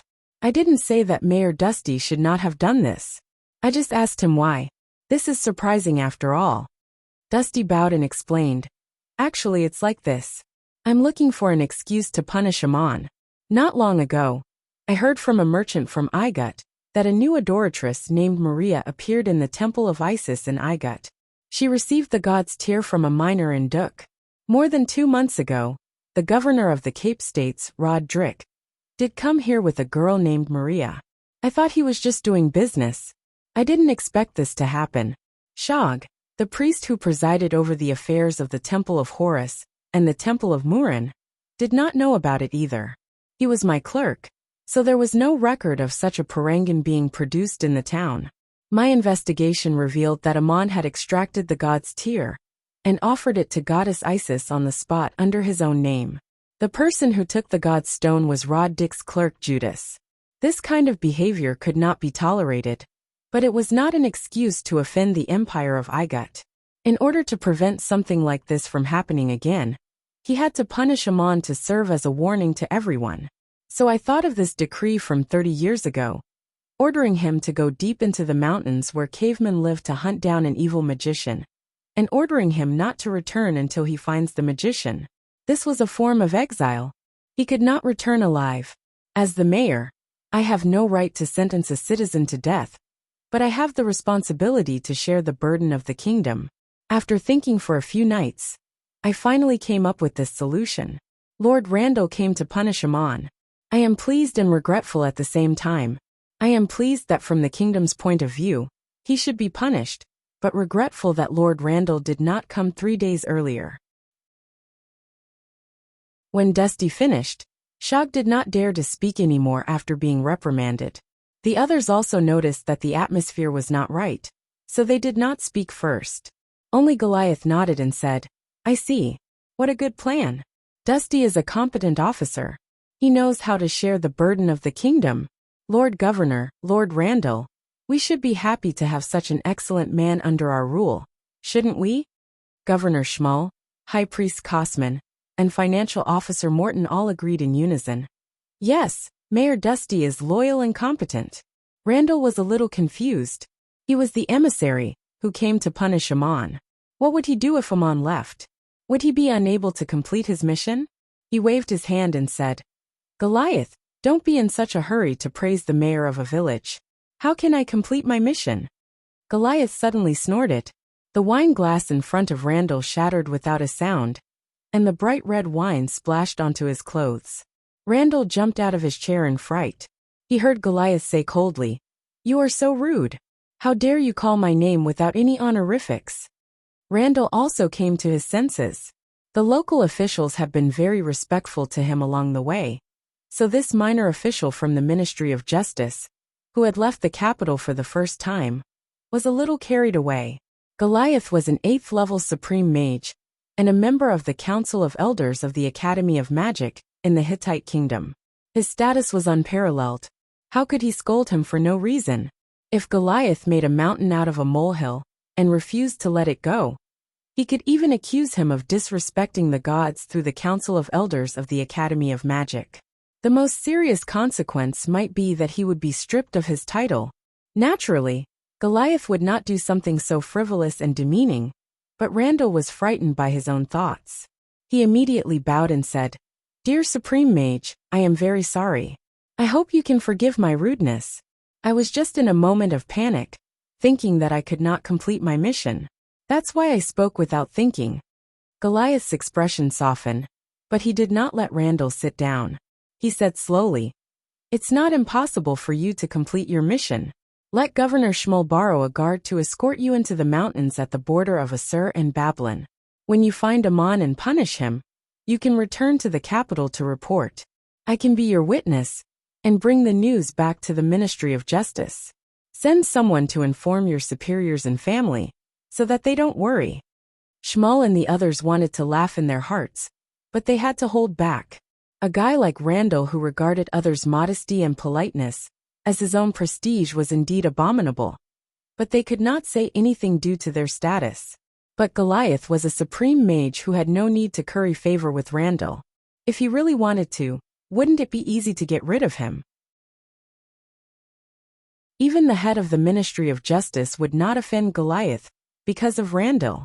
Randall looked like he was about to cry. He knelt before Goliath and said, Respected Supreme Mage, do you have any other orders? Goliath smiled and reached out to help him up. Actually, it's easy to do. There are 2 ways. The first is to give Governor Schmull an order to send someone to bring Amon to you, and you can wait in Saya. However, this method may not be very effective. Amon has most likely been eaten by wild beasts in the mountains. The second method is simple. You just have to report what happened here truthfully. Don't forget to praise Schmull, Dusty, and the other local officials for how they truly shared the burden of the country. Amon has already received the punishment he deserves. He is just a minor. The purpose of the king sending you as an envoy to punish him was only to warn the others. Now that this purpose has been completely achieved, no one will worry about anything else. Besides, with me here as a witness, it can be solved with a single word. I think the head of the Ministry of Justice saw that you are usually diligent, so he sent you out for a walk. Did you enjoy eating, drinking, and playing along the way? Randall's face turned red. He could not say yes or no, so he could only say submissively, Thank you, respected Supreme Mage. Thank you, my colleagues. Then let's do it. Amon climbed all the way up. He felt that he was not climbing an isolated mountain, but walking on a plateau. The mountain road was not a straight upward path. It rose and fell, passing through many flat and open areas with lush primeval forests. The vegetation here was rich, the rainfall was good, and there were many wild animals. It was a place suitable for hunting and picking. No wonder there were tribes of cavemen. He leaned on the iron tree branch and remained vigilant. However, for a whole day, he did not find any trace of cavemen, only a few squirrels and wild goats. The mountain squirrels did not avoid people. They would even jump on high branches and look at you curiously. But if you walked too close, they would quickly burrow into the canopy and disappear. The wild goats were very timid. They ran far away when they heard the noise.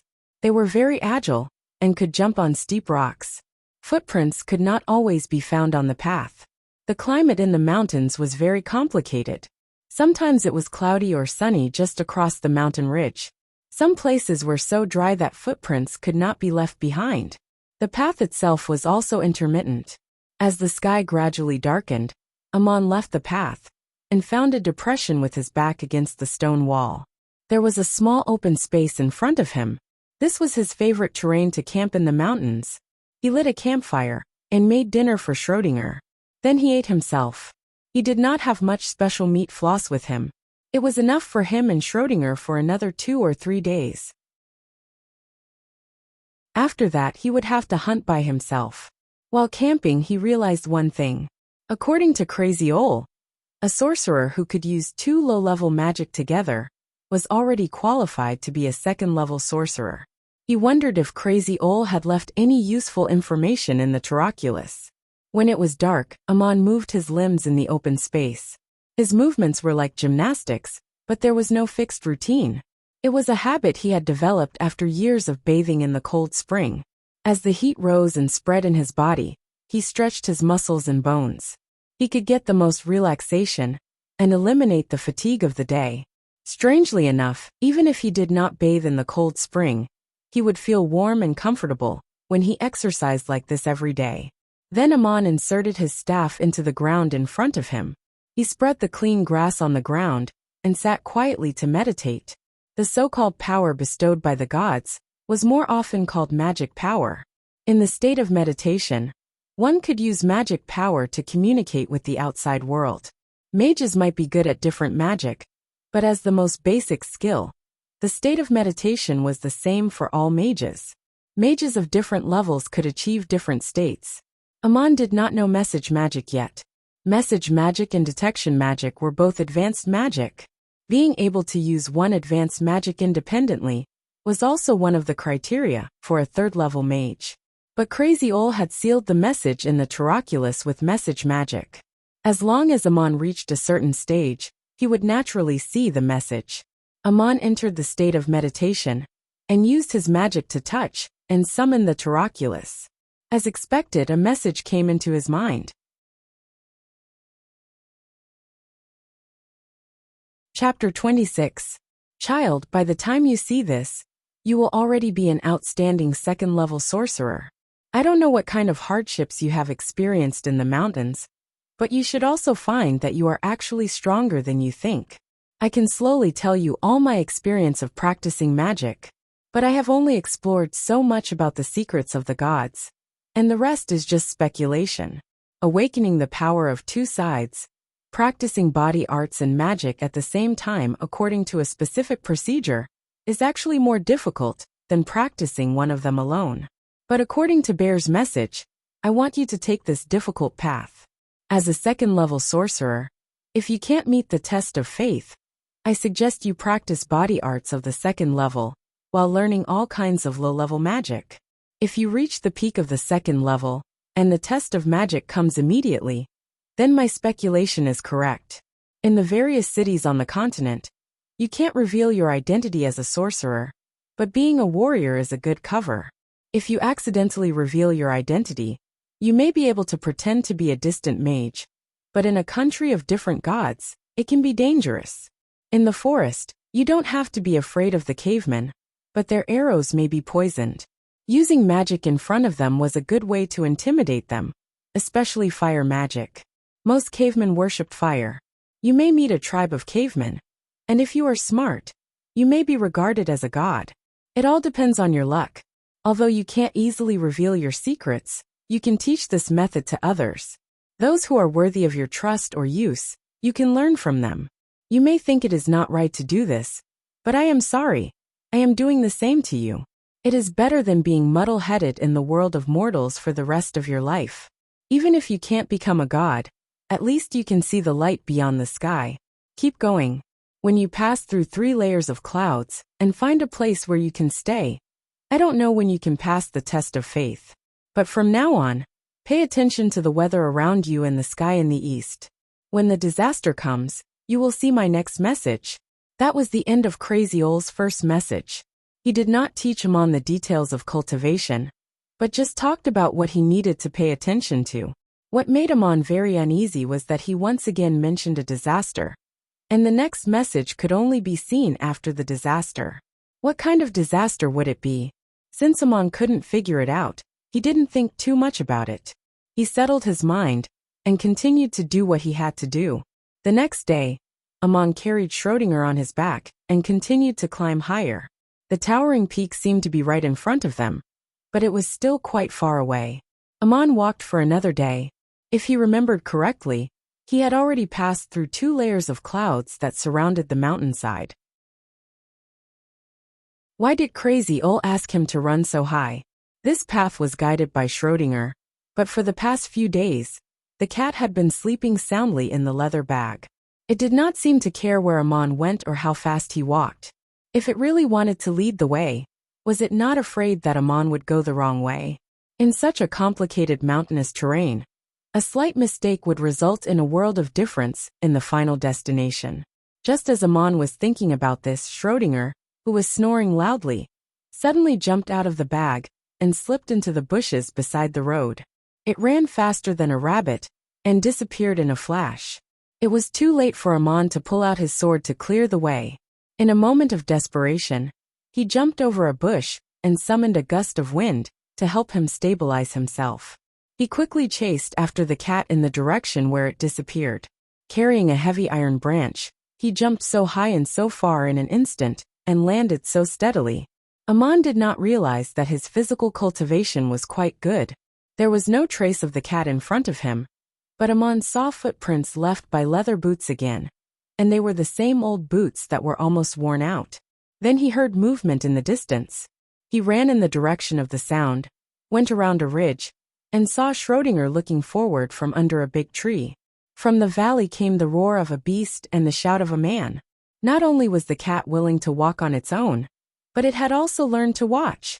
Amon walked up to Schrödinger and looked forward. He could not help but be shocked. In front of him was a horseshoe-shaped valley, with a pool half surrounded by steep cliffs on 3 sides. A man was standing on the slope of the cliff, waving a long sword, and was being attacked by several huge ironbacks. Amon had seen ironbacks before. They were covered with scale-like cuticle, which was very hard, like iron armor. They were omnivores. They ate termites in the jungle, fish and shrimp in the mud, and often swallowed iron-rich silt to help with digestion. Sometimes they also caught some small animals. In the feces of the ironbacks, it was possible to find the best fine iron sand. The average adult ironbacks were only more than 3 feet long, and although they were strong, they were not too terrible. But the ironbacks that were attacking the man now were 10 feet long, and Amon did not know what kind of mutation they were. Amon sucked in a breath of cold air as soon as he saw it. It was the first time he had seen a beast that could use a similar instinct to magic. The shell of the ironbacks was hard, but their movements were not flexible enough, and it was generally impossible for them to climb steep mountain walls. The young man who was being besieged seemed to know this too. He may have alarmed a few giant mutated ironbacks at the edge of the pool, then climbed halfway up the mountain wall in an attempt to avoid them. Unexpectedly, those ironbacks also climbed up. Amon sensed a fluctuation of elemental power. The huge ironbacks could actually use a natural skill similar to earth elemental magic to attach their bodies to the rocks, making them heavier and more powerful. And they were also far more flexible than the average ironbacks. Their sharp teeth and claws were deadly weapons, and the sweep of their long tails actually carried a strange power. This power made people nearby feel a sense of oppression, feel their bodies become heavy, and their movements become slow. If they were not careful and dodged slowly, they might be swept by the long iron whip-like tail and broken bones. Although Amon had not yet begun to practice earth elemental magic, he had already memorized the relevant incantations and the various characteristics of the power used, and understood the mystery at a glance. The man who was fighting the Ironbacks was also very skilled. He waved a long sword so that the wind and rain could not penetrate it, and there was a faint misty halo around it. Being able to stimulate the power of the bloodline through the weapon meant that he was already an advanced warrior. Although the shell of the mutated Ironbacks was extremely hard and not afraid of ordinary swords, they were very afraid of the faint mist on the man's sword, especially the eyes and the weak white skin under the abdomen. They did not dare to directly face the edge of the sword. When the Ironbacks attacked, they needed to raise their bodies, open their fangs and raise their claws, so the softer skin below the neck would be exposed. The man was attacking this point, so he could fight evenly with the 3 Ironbacks surrounding him. When Amon arrived, the battle was at its fiercest, but he could see at a glance that the man was in danger. These mutated Ironbacks seemed to be very smart, and even had simple intelligence. They knew how to cooperate to besiege. 3 were in the front to attract attention, and 1 quietly made a sneak attack from the rear. There were 3 Ironback beasts besieging the man on both sides and below, completely entangling him, while another Ironback beast had quietly climbed to the top of the cliff, silently raising its long iron tail on a protruding rock. Even if the man looked up, his line of sight was blocked by the protruding rock above, and he could not see anything. This long tail fell with heavy force, and would sweep directly onto his head. The man who was surrounded on 3 sides could not escape in any way. It was too late for someone to warn him. But at this moment, an unexpected situation happened. The Ironback high up raised its tail, and took a step forward, grasping the rock and was about to exert force. But suddenly its foot slipped and half of its body fell down. The edge of the rock was inexplicably covered with a layer of ice, which was not only unusually slippery, but also bitterly cold, which was the most unbearable feeling for reptile beasts. The mutant Ironbacks could use an instinct similar to earth elemental magic, and as soon as its body stopped, the layer of ice broke. But the broken ice immediately turned into a sharp ice crystal, piercing the soft skin under its chest and abdomen. Although it did not pierce through, the pain was unbearable for a moment. The Ironback wanted to shrink back and stand firm again, but a gust of wind rolled up on the rock, swirling around its raised long tail, and swinging it hard to one side. The long tail of the Ironback was an important organ to maintain the balance of the body. A series of exquisite magic dealt with the behemoth standing on a narrow rock, and it finally could not maintain its balance and fell from the rock. Coincidentally, it happened to fall on another Ironback on the left below, and the 2 Ironbacks rolled together into the pool at the foot of the mountain, their hard shells hitting the rock making a lot of noise and stirring up huge waves in the pool. The man who was fighting fiercely was startled by this sudden change, and was almost scratched by the sharp claws of the behemoth on the right. A gust of wind condensed into a sharp wind blade in midair, and cut the claws of the Ironback. A layer of yellow and black light appeared on the surface of the sharp claws, and not even a mark was left on the claws. How hard! Taking advantage of this delay, the man had already jumped to the left with a shout, stood firm, and slashed at the Ironback in the middle with his sword. The haze of light on the sword was thicker than ever, almost condensing into a shiny sheath. This sword was much more powerful than the wind blade condensed by Amon. The Ironback that was pouncing up could not avoid it and stretched out its front claws to block, but one of its claws was cut off abruptly, and it let out a deafening roar of pain. Seeing that the situation was not good, the 2 Ironbacks actually rolled down the mountain wall and fell into the pool, and did not show their heads for a long time. Even a fool would know that a mage had just saved him. As soon as he turned his head, he saw Amon, who had already walked out of the bushes. He hurriedly knelt on one knee with his sword in hand and saluted. "I didn't expect to meet a noble mage here. My name is Madanzo, a 4th-level warrior. Thank you for saving my life."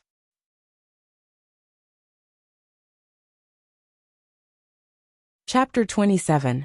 Are you a native of Igut? You have a cat with you, and you even cook for it first. Metatro asked Amon when they were camping at night. He had short, curly golden-brown hair. His skin was very white, and his nose was high and straight. He was very handsome. In the eyes of most girls in the world, his smile must be very charming, and his teeth were very white and neat. Amon asked in confusion. Why is the one who cooks for the cat first a native of Igut? Madanzo replied. The people of Igut worship cats, and regard them as the incarnation of the gods. That's the only reason why they love cats so much. Aren't you one of them? When he saw that the mage who saved him was so young, he was also surprised. However, Amon did not take the initiative to introduce himself. Amon smiled and replied, Oh, this cat is a friend of an elder of mine. He asked me to take good care of it. I am indeed from Igut, and my name is Amon. I have been learning magic since I was very young, but I am still only a second-level mage. You said that you are from Babylon City, the capital of the kingdom of Babylon. Why are you in the mountains of Hittite? Since he had already exposed his mastery of magic in a moment of desperation, he might as well go with the flow and pretend to be a mage from Egypt. After all, it was impossible for Metatro to verify his identity. Madanzo asked, Hittite? This is the territory of Babylon. I might have made a mistake. There are no obvious landmarks here in the first place.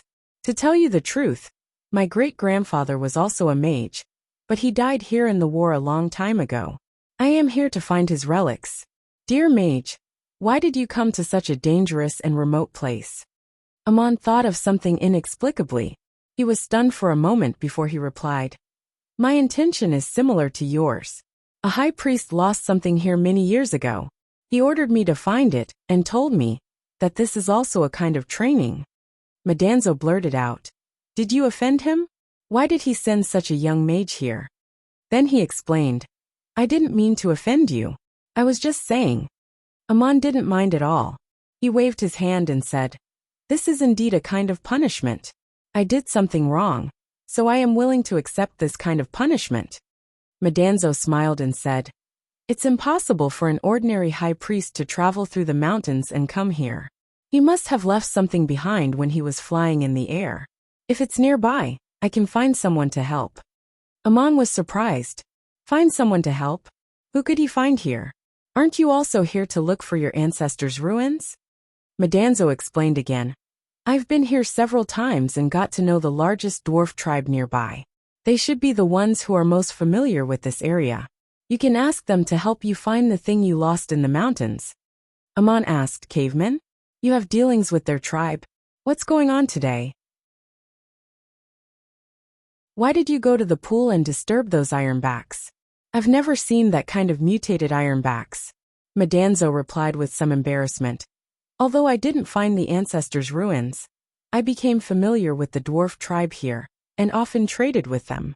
This tribe doesn't have many good things, but they can smelt refined iron embryos, which are very valuable. I also need money to travel deep into the mountains these years, so I traded with them. This place may still be in Babylon, so it's not smuggling, is it? Refined iron was officially controlled in every country. Such a private transaction was more or less illegal. But Amon was too lazy to care about this kind of business. He asked casually, Are you looking for ore? Do you want to smelt refined iron yourself? Madanzo was stunned. Isn't this your first time here? How do you know that there is the best refined iron sand here?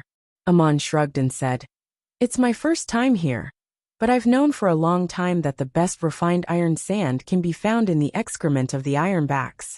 Madanzo was stunned, and his expression became very strange in the light of the fire. He cursed in a low voice and said, The so-called best raw material of Damasang, or is actually the excrement of the ironbacks. That damn chief didn't tell me that. Amon was also stunned. Ah, so you didn't know? Then how did they tell you? Madanzo said bitterly, The tribe here produces the best refined iron embryos, which are much better than ordinary refined iron. In our place, it's called Damasang. A small piece of it can be taken out of the mountains, and you can make a lot of money, but the production is very small. I asked the chief if we could get more. The chief said that the ore was difficult to mine, and said that there was a pool in the mountains with silt that was rich in the best Damasang ore. But there was an ironback king living in the pool, and it was very dangerous to mine, so their people didn't dare to come. I thought that as an intermediate warrior, it should be no problem to deal with an ironback king, so I came quietly. I wanted to kill the ironback king, and let the dwarves see my power. The chief didn't tell me that there were 4. And he didn't tell me that the ore was the excrement of the ironbacks. As a result, I almost lost my life here. Fortunately, I met you. Amon looked at him and couldn't help but laugh. The laughter grew louder and louder, and then Madanzo also laughed.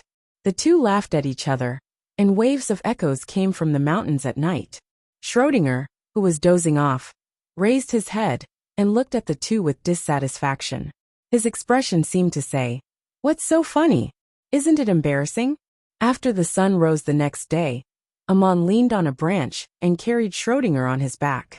Under the guidance of Madanzo, he continued to walk to higher ground. Although he didn't intend to let the cavemen help him find bear, it was always useful to find out if there were any noteworthy places in the vicinity. The clouds on the high mountains looked like a floating sea from afar. But when you walked closer, it was like a misty fog. Amon had almost passed through the clouds for the 3rd time. Halfway through, he suddenly heard something in front of him. He stopped with his staff and said, "Madanzo, there seems to be a sound in front of us. It doesn't sound like an animal, it's more like human footsteps." Madanzo jumped onto a big rock and looked forward with his sword in hand. After a while, he suddenly shouted, "Link, you old bastard, come here quickly. You lied to me so badly, see how I'll deal with you." A group of people came out from the woods at the bend of the mountain road. The leader was the old bastard that Madanzo scolded. He didn't look very old, probably only about 30 years old. His skin was slightly darker, but it was the fairest among the people. He was wearing clothes made of animal skin and a pair of straw shoes. He was the only one who wore shoes among the group. He was also the chief of the caveman tribe. As soon as Link saw Madanzo, he hurried forward and said, "You've wronged me. I heard that you went to the cold pool where the king of Ironbacks lived to mine sand. I couldn't find you when it was dark, so I gathered the warriors of the tribe to save you when the sun rose." Behind Link, there were more than 30 warriors. Some of them were holding simple bows and arrows. Some were holding spears with wooden handles tied to iron heads. And some were holding very interesting weapons. They were slender and rough flat iron bars, sharpened on one side, which could be used to stab or cut. But they were not made into the shape of knives. These people were not too short. But the chief Link said that they were the strongest warriors of the tribe. They should be the tallest, but they were about the average height of an ordinary adult. It seemed that the cavemen were called dwarfs for a reason. As soon as Madanzo saw Link, he jumped down from the rock and pretended to knock his head with the ridge of his sword. "By the time you came to save me, I would have been eaten by the Ironbacks. Didn't you say there was a king of Ironbacks? Why did I meet 4 of them?" "Ah!" Link exclaimed. His mouth was wide open, and he blocked with a short stick in his hand. His short stick was made of some beast's bone, and there was even a parangan inlaid on it. It looked very much like a mage's staff. He looked up and down at Madanzo. "You can come back safely? Yesterday, you sneaked away alone before we finished talking. I told you again and again not to go without me. What you met was not the king of the Ironbacks, but the big ones guarding the king's lair. The king of the Ironbacks usually only comes out after midnight. For big Ironbacks, are you all right?" Madanzo took out a yellow-black, 5-inch-long hook-like thing from his pocket. It was the trophy he got yesterday, the beast's claw that he cut off with his sword. He showed it off and said, "Look at this. Fortunately, a noble mage helped me, and I cut off this claw with my own hands." The crowd gasped. Link looked enviously at the claw in Madanzo's hand and asked curiously, "Mage? What mage? Is he your friend?" Madanzo replied proudly, "He's not only my friend, but also my savior." "You ignorant old man. You haven't even heard of a mage, have you? He's much better than you." Amon came out from behind the big rock. These cavemen had never even heard of a mage, so he didn't have to introduce himself. They just thought of him as a friend of Madanzo and a guest of the tribe. They were welcomed to the mountain together with Madanzo. This tribe really had the characteristics of cavemen. It was built on a flat slope under a low stone wall. There were many natural caves along the stone wall, which were artificially excavated for habitation. A fire was lit in the largest cave. Some people took turns to fetch firewood every day to keep the fire burning. It was a common fire source for all the families in the tribe. Although the dwarves here already knew how to make fire with flint, the fire was also a symbol of the whole tribe.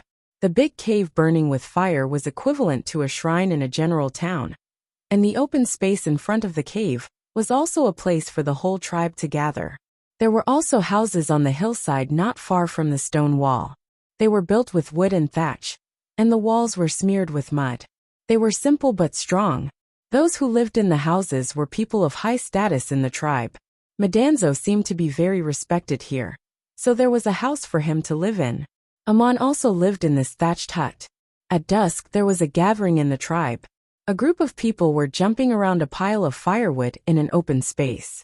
They were passing the beast's claw that Metatro had chopped off to each other, imitating all kinds of chopping movements, as if they were the ones who chopped off the beast's claw.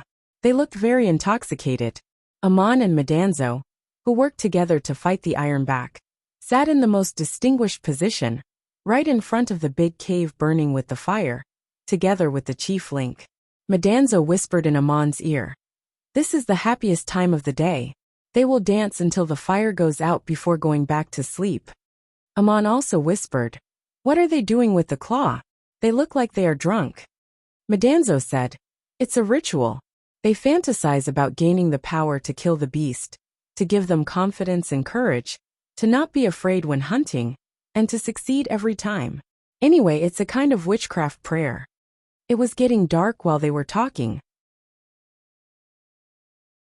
A dwarf took a branch to the big cave to get a fire, and it seemed that he was going to light the firewood in the open space.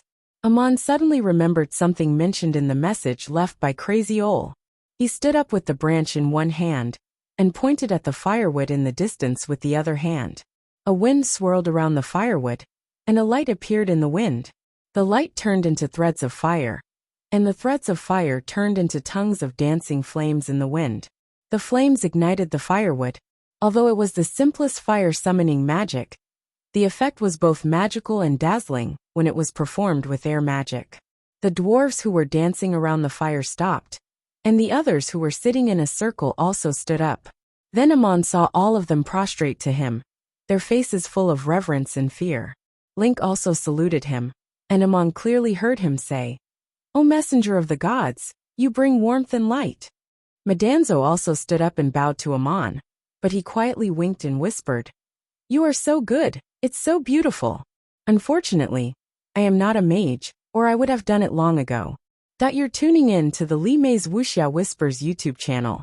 We're so grateful for your support, and don't forget to subscribe to join us on this incredible journey through captivating stories. Your generosity through donations truly makes a world of difference, as it's the primary source of revenue that allows me to expand and enhance this channel for you. Thank you from the bottom of my heart for being a part of this adventure.